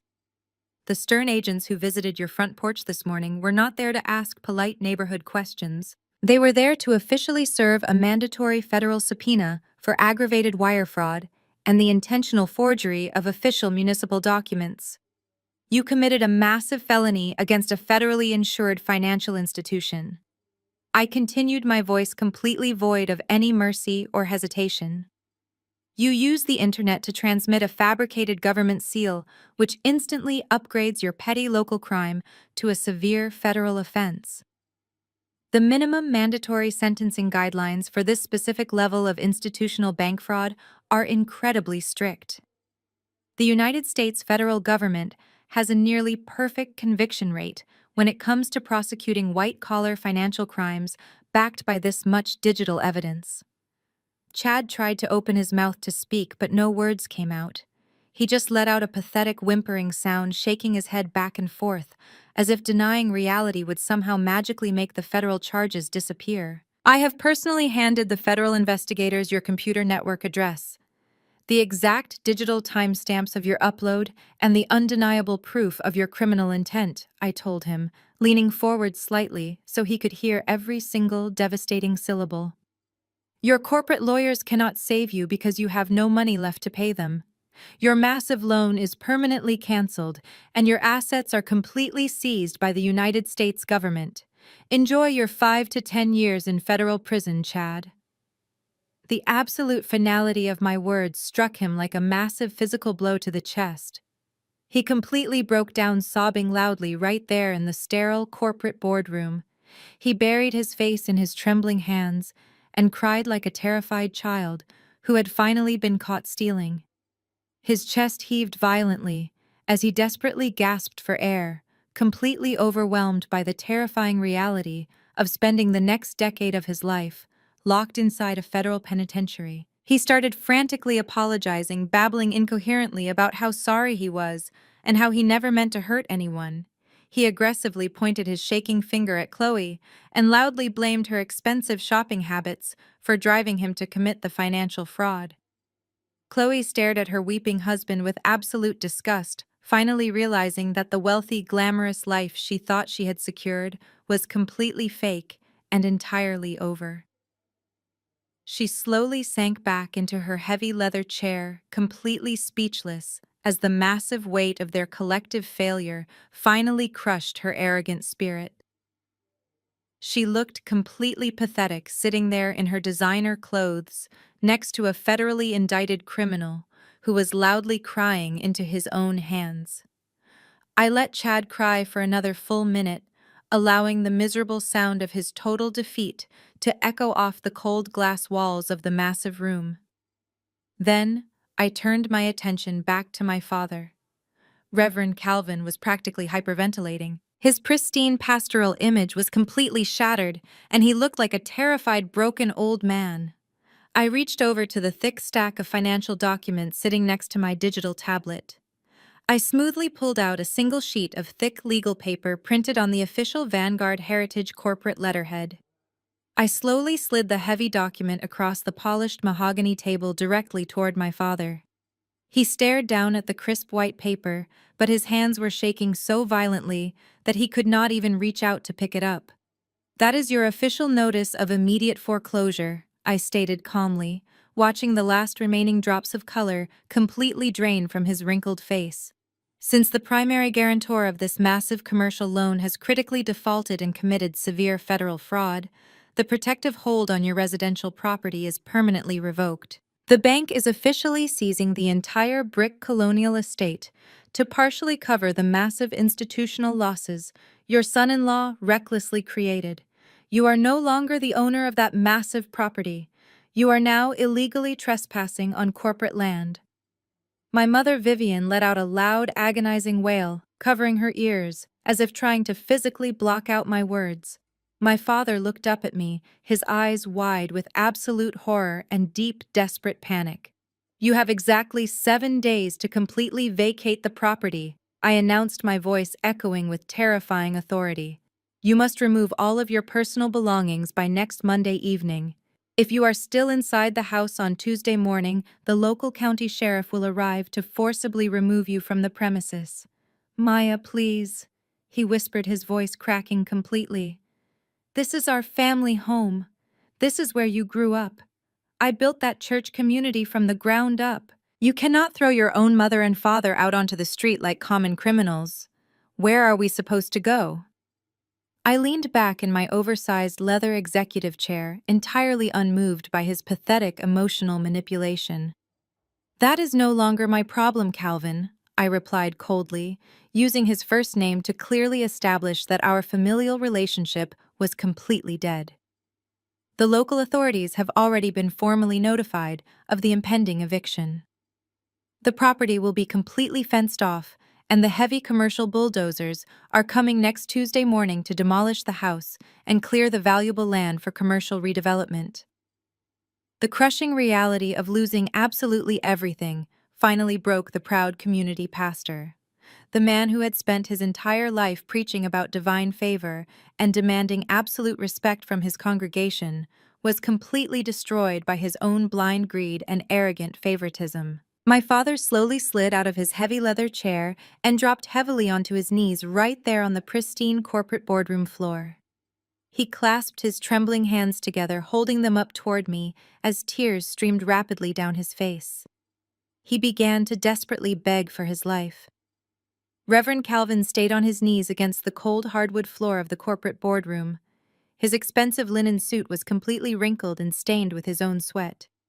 He looked up at me with bloodshot eyes and began to fiercely quote religious scripture, hoping to manipulate my emotions the exact same way he manipulated his wealthy church congregation.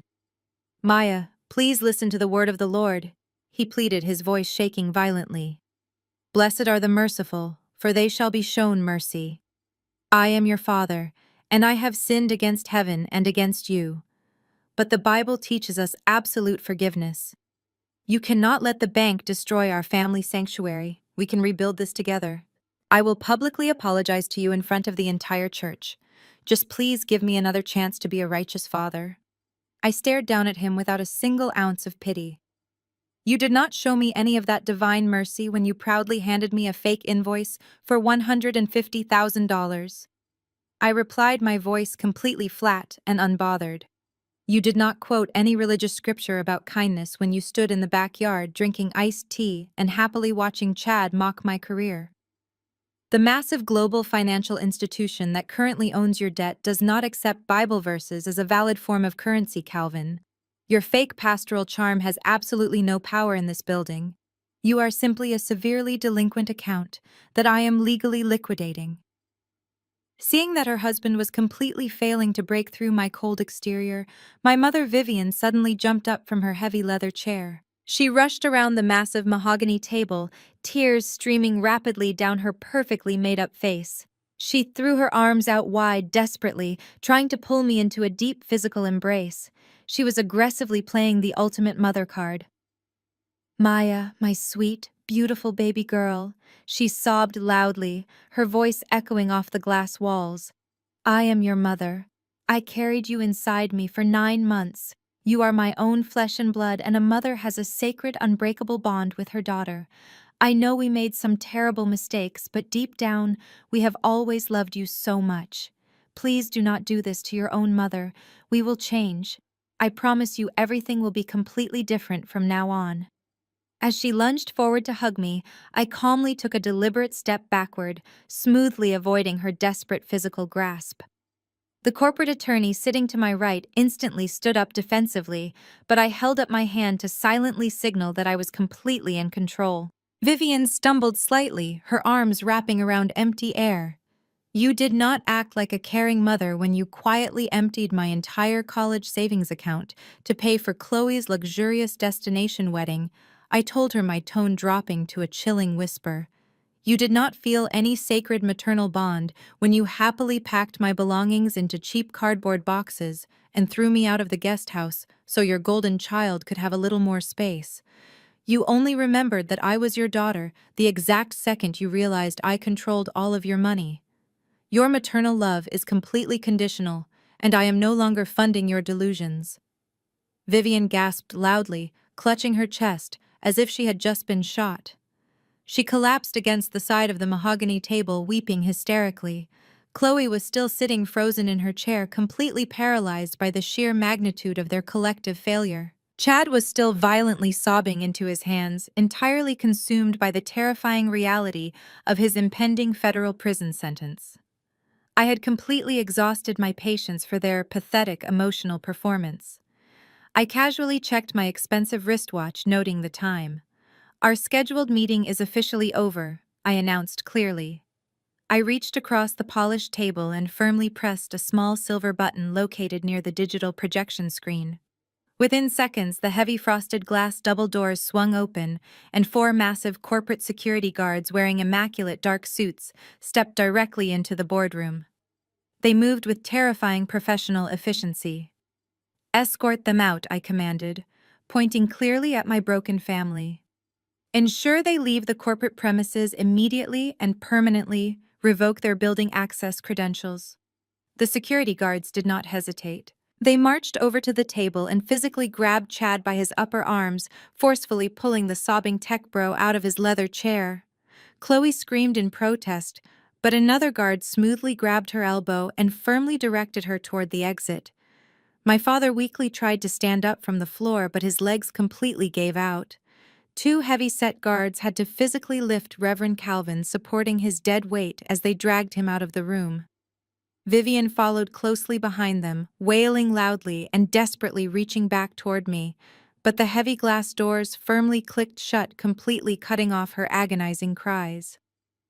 I stood in the quiet boardroom and watched through the glass walls as my family was aggressively paraded down the long, pristine corporate hallway. It was the ultimate walk of shame.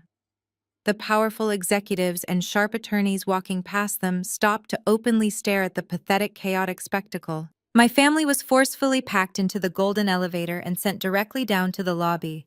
They were forcefully pushed out through the massive glass entry doors and deposited right onto the sweltering downtown pavement, completely stripped of their wealth, their dignity, and their fake public image. But the absolute worst part of their nightmare was just beginning. As they stood humiliated on the hot city sidewalk, their personal cell phones suddenly began to ring and vibrate aggressively in unison. My father reached into his pocket with trembling hands and pulled out his device. The Blessed Calvin's family group chat was completely exploding with hundreds of frantic messages. The neighborhood aunties and uncles had not just watched the federal agents visit the house. One of the nosy, wealthy neighbors had legally accessed the public county database and discovered the massive bank foreclosure notice. Aunt Shirley had screenshotted the devastating legal document and proudly posted it directly into the massive family group chat for everyone to see. The massive wall of lies had entirely collapsed, and the entire extended family was currently discovering the absolute horrifying truth. The notifications hit their phones like rapid machine gun fire as they stood completely humiliated on the hot city sidewalk. Aunt Shirley's message was pinned right at the top of the chat, accompanied by a dozen shocked emojis. She had not only posted the official foreclosure notice, but she had also somehow uncovered the preliminary federal indictment linking Chad Tech LLC to severe wire fraud. The speed at which gossip travels through a deeply connected African American church community is absolutely terrifying. By the time my parents finally managed to secure a cheap rideshare back to the suburbs, their entire social kingdom had completely burned to the ground. The very same church elders who had blindly followed Reverend Calvin for over 2 decades were already drafting an emergency public statement to legally distance the massive congregation from his financial crimes. My father's phone began to ring incessantly with furious calls from the church board demanding his immediate formal resignation and threatening a massive independent audit of the charity funds. The neighborhood aunties who had spent the entire eviction barbecue praising Chad as a brilliant tech visionary and loudly mocking my career were now singing a completely different tune. They flooded the family group chat with heavy condemnation and harsh judgment. Aunt Martha typed a massive paragraph scolding my father for living a deceitful life and bringing absolute shame to the family name. She proudly claimed she always knew there was something deeply suspicious about Chad and his fake entrepreneurial jargon. The incredibly thick irony of their sudden moral superiority was not lost on anyone. My parents were instantly transformed from highly respected community pillars into total social outcasts. They could not even walk into their local grocery store without facing the intense judgmental stares of their former church members. Vivian tried to call her wealthy country club friends to seek emotional support, but every single one of them sent her calls directly to voicemail. Back at the heavily leveraged brick colonial house, the atmosphere was completely toxic. They had less than a week to pack up an entire massive estate before the local sheriff arrived to physically drag them out. The beautiful home that was once a pristine symbol of their fake wealth was now covered in cheap cardboard boxes and overflowing black trash bags. My father paced the floor, realizing his expensive custom-tailored suits and heavy gold watches were entirely worthless compared to the massive debt he owed. Chad was not helping them pack. He was strictly confined to the living room sofa wearing a bulky black federal ankle monitor firmly strapped around his right leg. A federal judge had officially deemed him a severe flight risk given the massive amount of money involved in his wire fraud, and he was currently out on a highly restricted bond while awaiting his criminal trial.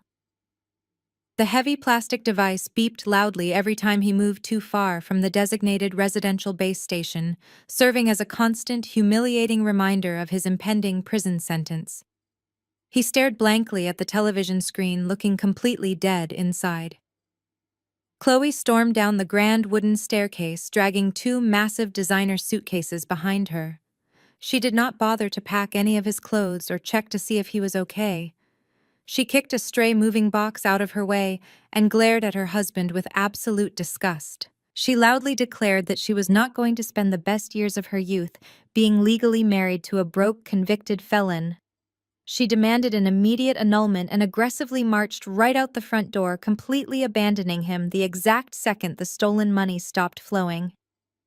Her precious white Range Rover had already been officially repossessed from the driveway earlier that morning by a ruthless collection agency, so she was forced to call a cheap taxi to haul her heavy luggage away. While my toxic family was busy tearing each other apart inside a collapsing house, I was experiencing absolute perfect peace. I was sitting comfortably on the plush velvet sofa in my luxury penthouse, wearing comfortable silk pajamas and sipping a crisp glass of expensive white wine.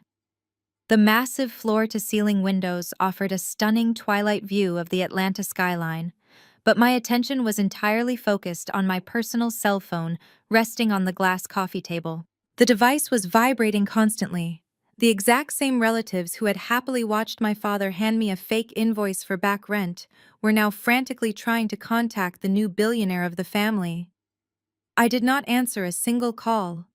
I simply let them all roll directly to my digital voicemail box and listened to the recorded messages while I drank my wine. Aunt Shirley left a 5-minute audio recording starting with a completely fake sweet tone. She proudly told me how she had fiercely defended me in the family group chat and suddenly mentioned that her roof needed some expensive repairs. She boldly asked if her favorite successful niece could spot her a quick $10,000 loan. Uncle Marcus left a message aggressively pitching a horrible restaurant business idea and asking for a massive seed investment. Even cousins who had not spoken to me in a decade were suddenly calling to invite me to dinner. They were all completely shameless. They had completely ignored my existence for years, but the second they realized I possessed massive institutional power and real wealth, they magically decided I was their favorite relative. I tapped the screen and permanently deleted every single incoming message without a second thought. I was absolutely done being the financial safety net for a family of greedy hypocrites. Just as I was about to turn the phone completely off for the night, a brand new voicemail notification popped up on the bright screen. The incoming caller identification clearly displayed my sister Chloe's name. I took a slow sip of my wine and pressed play. Chloe's voice filtered through the phone speaker, but her signature arrogant tone was completely gone. She sounded incredibly small, pathetic, and entirely desperate. "Maya, please pick up the phone," she cried, her voice cracking with heavy sobs. "The taxi dropped me off, but my credit cards are completely frozen, and none of my wealthy friends will return my calls because of the federal scandal. I have absolutely nowhere to go, and it is getting dark outside. Please, Maya, I am your little sister. Can I just come sleep on your penthouse couch for a few nights until I figure this out?" I did not call her back. I did not send a single text message offering any false hope. I simply deleted the pathetic voicemail and set my phone back down on the glass coffee table, completely unbothered by her desperate situation. But my entirely delusional sister was not going to give up that easily. Less than 20 minutes later, the highly secure intercom system mounted on my penthouse wall buzzed softly. It was the overnight concierge calling directly from the main lobby desk.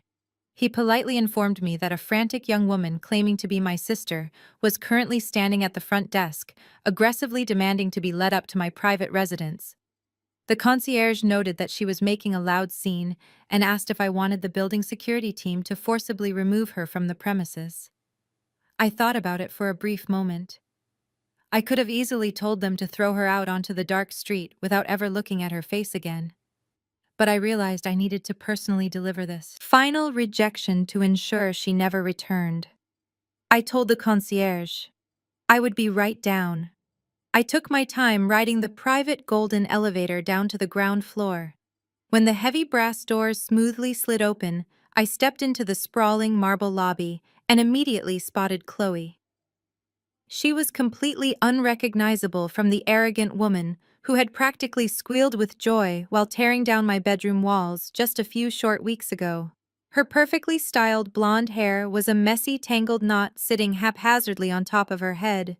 She was wearing cheap, faded sweatpants and an oversized college sweater, completely stripped of the luxurious designer brands she usually flaunted to assert her aggressive dominance over me. Her face was deeply red and puffy from crying, and she was standing next to her heavy suitcases looking entirely pathetic. When she saw me walking across the pristine marble floor, she immediately rushed forward, dropping her bags and reaching her shaking hands out toward me. "Maya, thank God you came down," she sobbed loudly, trying to desperately grab my arms. "I am so completely, incredibly sorry for absolutely everything. Chad is a complete monster. He entirely manipulated me and forced me to go along with his horrible financial plans. I was a silent victim of his terrifying emotional abuse. I had absolutely no idea he was committing federal crimes or doing those terrible things to our parents' house. You have to believe me, Maya. We are sisters and we need to stick together now more than ever. Please just let me come upstairs and wash my face. I just need a safe, warm place to stay while I hire a divorce lawyer and figure out my next move. I stood perfectly still, keeping my arms firmly at my sides and completely refusing to return her desperate physical affection.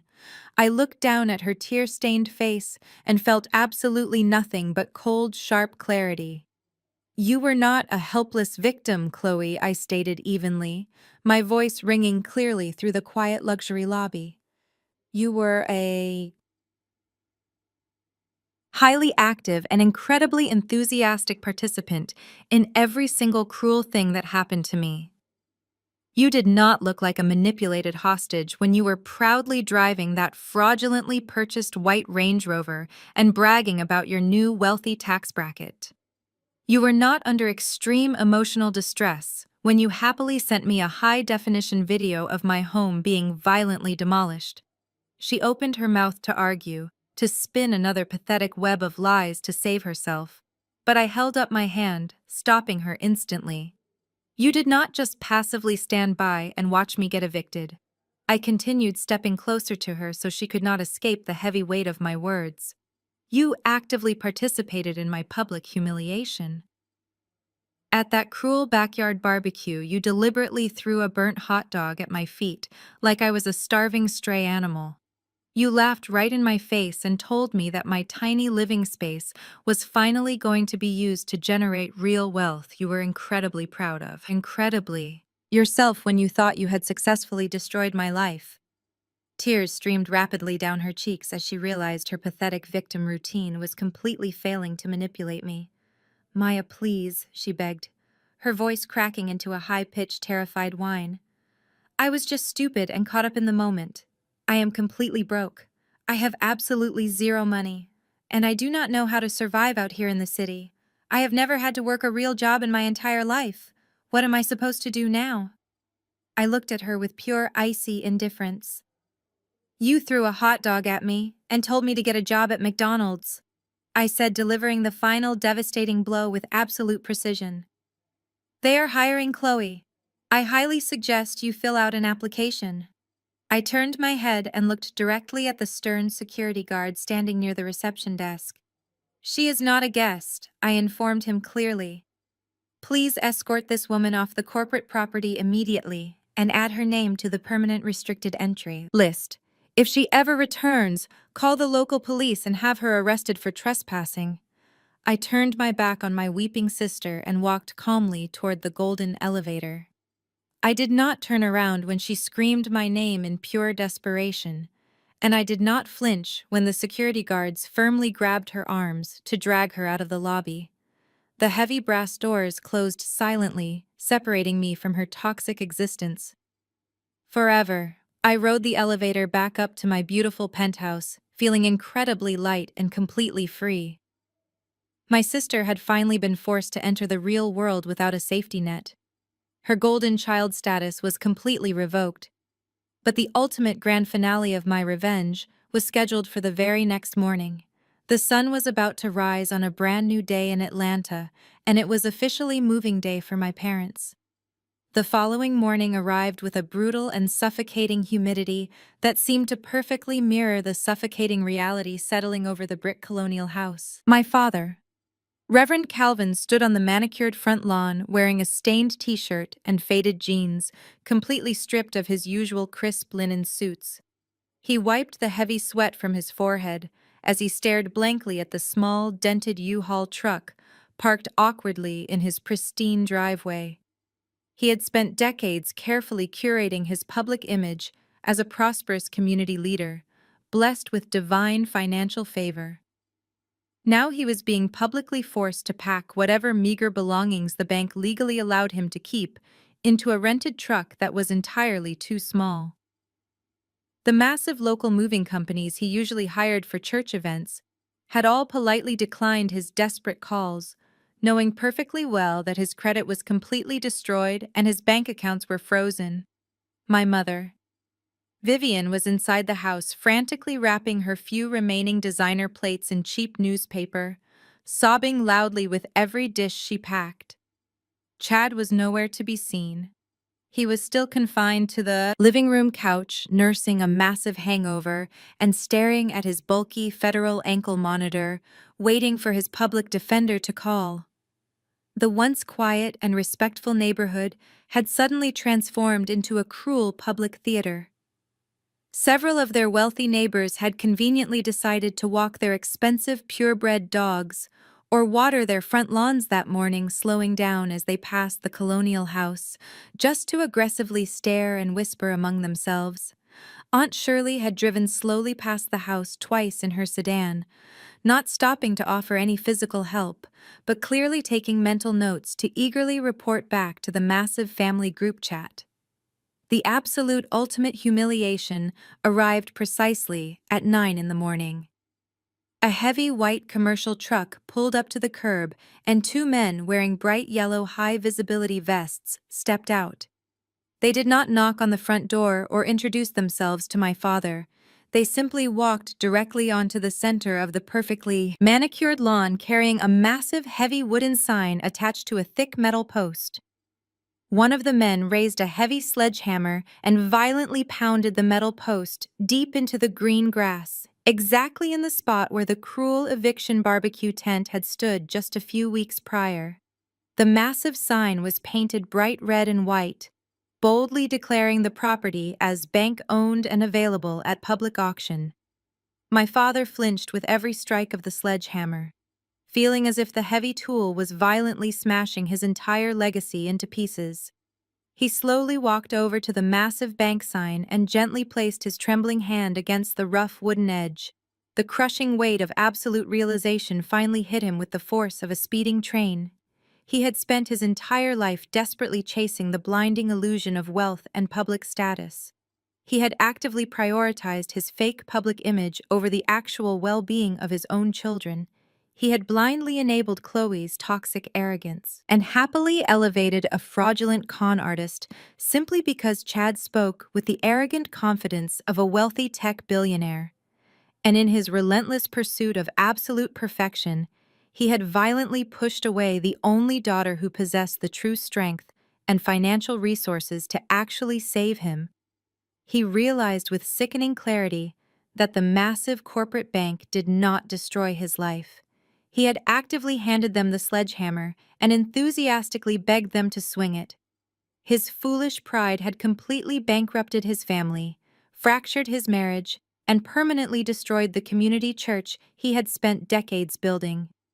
Vivian emerged from the front door, carrying a fragile cardboard box filled with old family photo albums.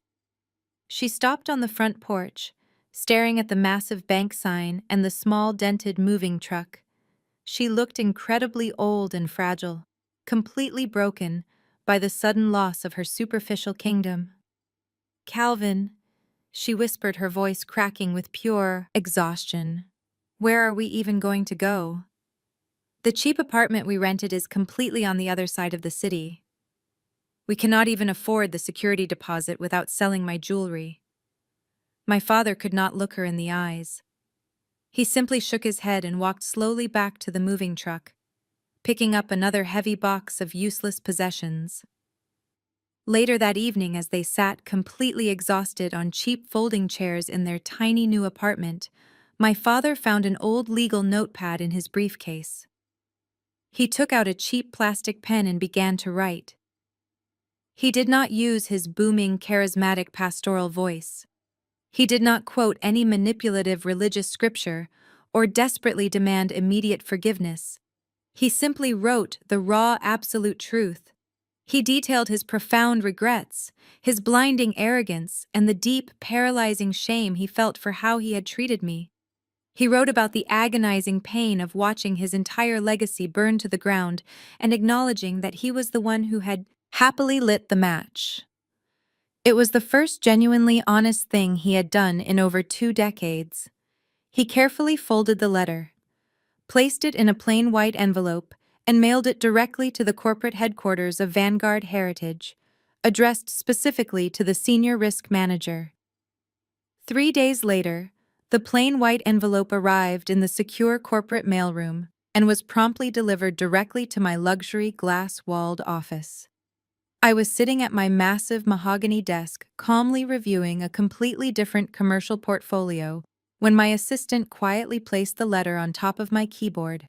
I recognized my father's jagged handwriting immediately. The envelope felt incredibly heavy in my hands, carrying the desperate weight of a completely broken man, begging for absolution from the daughter he had spent a lifetime destroying. I slowly ran my thumb across the sealed flap, feeling the thick folded paper inside.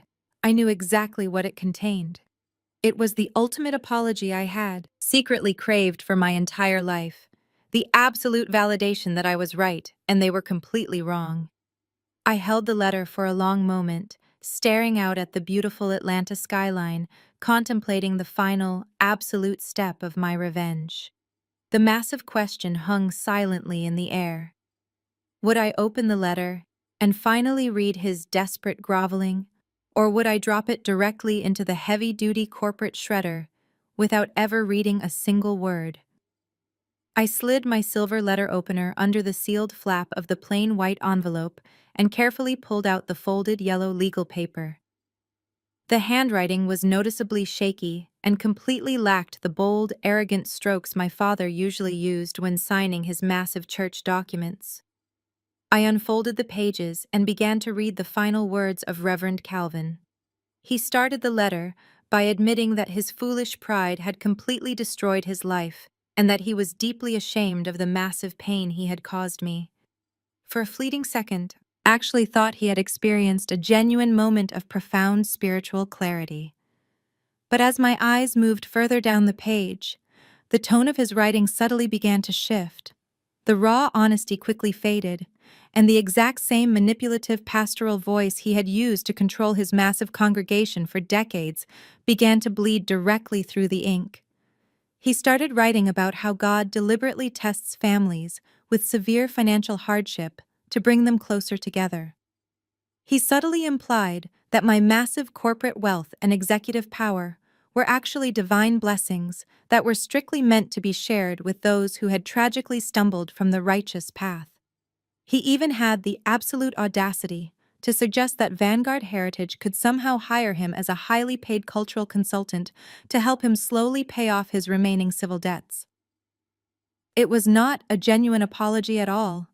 It was just a highly calculated pivot, a desperate emotional trap designed to make me feel guilty for his own criminal stupidity. He was actively trying to cast himself as the tragic biblical hero who had momentarily fallen from grace and desperately needed his wealthy daughter to completely resurrect his fallen empire. I stopped reading halfway down the second page, completely disgusted by his endless capacity for toxic manipulation. I did not feel any lingering sadness or heavy daughterly guilt. I simply stood up from my massive mahogany desk and walked directly over to the heavy-duty industrial shredder sitting in the corner of my luxury office. I pressed the power button and fed the yellow legal paper directly into the sharp steel blades. The heavy machine whirred loudly instantly, reducing his fake pastoral apology and his toxic emotional manipulation into tiny, completely unreadable ribbons of white and yellow trash. I watched the shredded paper fall into the plastic bin, feeling an incredible wave of absolute liberation wash over my entire body. There would be absolutely no toxic forgiveness in my life. I was completely done, carrying the incredibly heavy emotional baggage of deeply flawed people who only claimed to love me when they desperately needed access to my money. The next few months moved incredibly fast, bringing absolute justice to every single person who had actively participated in my public humiliation. Chad went to trial for his massive federal wire fraud and his intentional forgery of government compliance documents. His arrogant tech bro persona completely crumbled under the intense, relentless pressure of the highly skilled federal prosecutors. He sat at the defense table sobbing loudly every single day of the trial, desperately trying to blame his criminal actions on bad legal advice and heavy family pressure. The federal judge did not show him a single ounce of mercy. The judge looked directly down from the heavy wooden bench and called his massive financial crimes a calculated attack on the integrity of the federal banking system. Chad was officially sentenced to 7 incredibly long years in a maximum security federal penitentiary, followed by 5 years of heavily supervised probation. He traded his custom black eviction master apron and his expensive tailored suits for a standard oversized orange prison jumpsuit. His massive fake corporate empire was reduced to a tiny concrete cell. Chloe quickly finalized her incredibly messy divorce, hoping to completely distance herself from her incarcerated husband. But her life did not magically return to the wealthy, glamorous status she desperately craved. Without my parents, money to constantly bail her out, or her husband's fraudulent commercial loans to fund her massive shopping sprees, she was violently forced to face the harsh reality of her own complete lack of practical skills. The beautiful golden child who used to proudly mock my career and throw burnt hot dogs at my feet was currently working full-time at a cheap discount retail store in a dying suburban shopping mall. She spent 8 incredibly humiliating hours a day folding cheap acrylic sweaters and dealing with highly aggressive angry customers just to earn a pathetic minimum wage. She lived completely alone in a cramped, dark studio apartment smelling of cheap bleach, and she took the exact same sweaty public bus she used to loudly make fun of. My parents managed to secure a tiny, rundown one-bedroom apartment on the absolute dangerous outskirts of the city, far away from the pristine, manicured lawns of their old, wealthy neighborhood. My father permanently lost his massive church congregation and his prestigious pastoral credentials. He was currently working part-time as a front door greeter at a local discount hardware store, wearing a cheap blue vest and trying desperately to pay off his massive remaining civil judgments. Vivian spent her days sitting in their tiny living room, staring blankly at the peeling wallpaper, completely stripped of her fake country club prestige and her expensive designer clothing. They lived in total, absolute obscurity, completely forgotten by the wealthy friends who used to drink their expensive wine. As for me, I was finally living the incredible, peaceful life I truly deserved. I packed a single piece of expensive designer luggage and ordered a luxury black car to take me directly to the international airport. I walked confidently through the private VIP terminal, wearing dark sunglasses and a comfortable silk travel outfit. I handed my passport to the smiling airline attendant, taking a deep breath of the cool, conditioned air. I was boarding a highly exclusive first-class flight to a secluded, private tropical island in the Maldives for a massive 3-week vacation, completely paid for by my incredibly large executive corporate bonus. I walked down the padded jet bridge and settled comfortably into my plush reclining leather seat. I accepted a cold glass of incredibly expensive vintage champagne from the flight attendant as the massive jet engines began to loudly roar to life outside the small window. The flight was incredibly long, but I spent the entire journey sipping expensive vintage champagne and sleeping more soundly than I had in the last 10 years. When the massive commercial plane finally touched down on the remote tropical airstrip, the complete transition from my dark, oppressive past to my bright, limitless future was officially complete. The incredibly warm island breeze instantly washed over my face, carrying the sweet, intoxicating scent of sea salt and exotic blooming flowers. I was immediately escorted by a smiling private concierge to a luxury speedboat that carried me across the most incredibly clear, turquoise water I had ever seen in my entire life.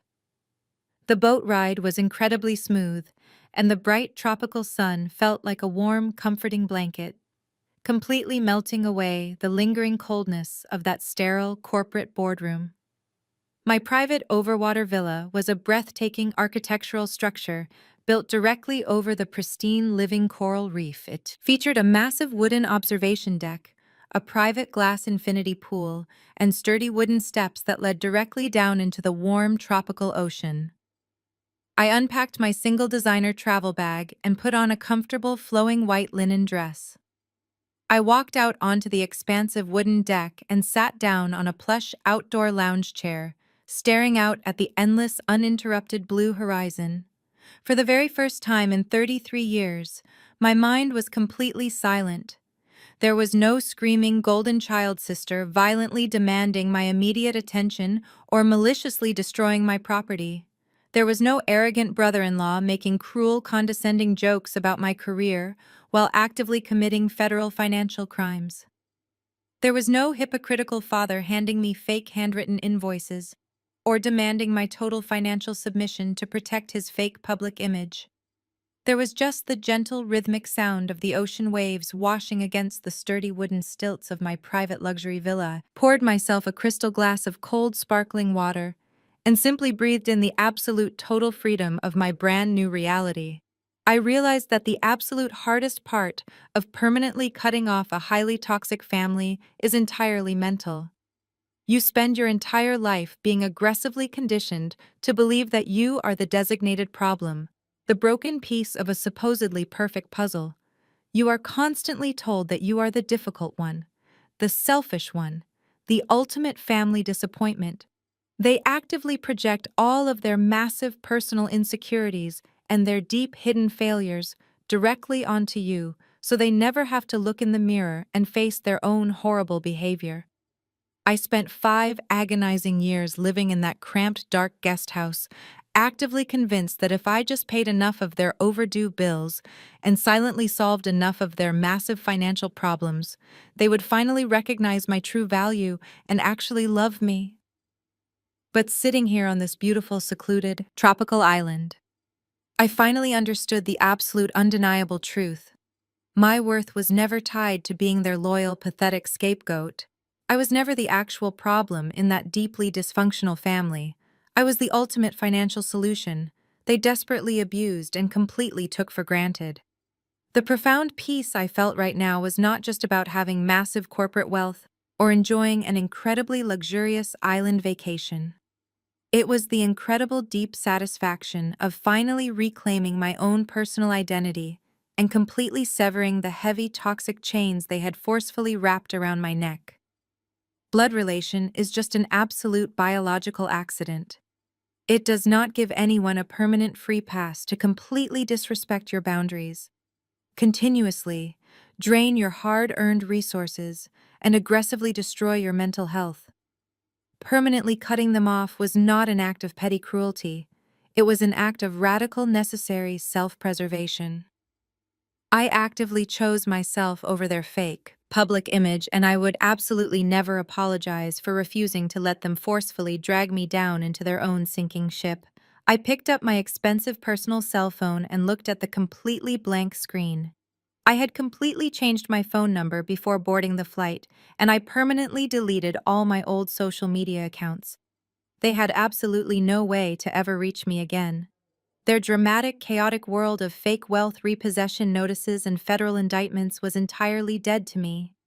I smiled warmly, feeling an incredible sense of global connection as I looked directly into the imaginary camera lens of my own life. I want to speak directly to anyone out there who is currently dealing with a highly toxic family dynamic. I know exactly how incredibly exhausting and deeply painful it is to be constantly underestimated and cruelly treated by the exact people who are supposed to unconditionally protect you. I know how hard it is to finally walk away from the heavy familial guilt and the endless emotional manipulation. But I promise you with every single fiber of my being that the absolute incredible peace you will easily find on the other side of that incredibly difficult decision is entirely worth the initial pain. You completely deserve to be fiercely celebrated, not just barely tolerated by the people around you. Sometimes the trash takes itself out, but sometimes you have to personally hand them the garbage bag and securely lock the front door behind them. Have you ever had a golden child sibling finally get their heavily deserved karma? Have you ever watched an incredibly arrogant family member completely destroy their own fake life through their blind greed and massive unearned entitlement? I really want to hear your amazing stories of survival and absolute justice. Please let me know your deepest thoughts and share your personal triumphant experiences in the comments section directly below this video. You are absolutely not alone in your quiet daily struggles, and your personal story truly matters. Please do not forget to hit the like button and thoroughly subscribe to this channel for more incredible stories of sweet revenge and total personal empowerment. Thank you so much for following my turbulent journey, and please always remember to fiercely protect your absolute peace. The story of Maya and her family serves as a powerful reminder of how deeply toxic family dynamics can warp our sense of reality and self-worth. For years, she was treated as the designated family failure, forced to endure cruel mockery and emotional abuse from people whose very survival actually depended on her hidden grace. The most profound lesson embedded in this narrative is that our inherent value is never determined by those who are committed to exploiting us. Families bound by narcissism, pride, and the worship of superficial status often designate a scapegoat to bear the weight of their own collective insecurities. Maya's journey illustrates that we do not have to accept the diminishing roles assigned to us by our relatives. Her silent endurance was eventually replaced by absolute clarity. You cannot heal in the exact same environment that actively attempts to destroy you. Walking away from family is often heavily stigmatized by society as an act of cold betrayal, but this story redefines it as an act of radical self-preservation. When Maya finally stopped cushioning the devastating consequences of her family's arrogant choices, their manufactured empire instantly collapsed under its own weight. We learn that offering toxic forgiveness only enables further abuse. True peace is found only when we sever the heavy chains of unearned obligation and step into the reality of our own independent strength, leaving behind the suffocating burden of trying to save people who are actively trying to drown us. Healing begins the moment we stop desperately seeking love from empty wells. Take a moment today to honestly evaluate the boundaries in your own life and bravely step away from any relationship that demands your inner peace as the price of admission.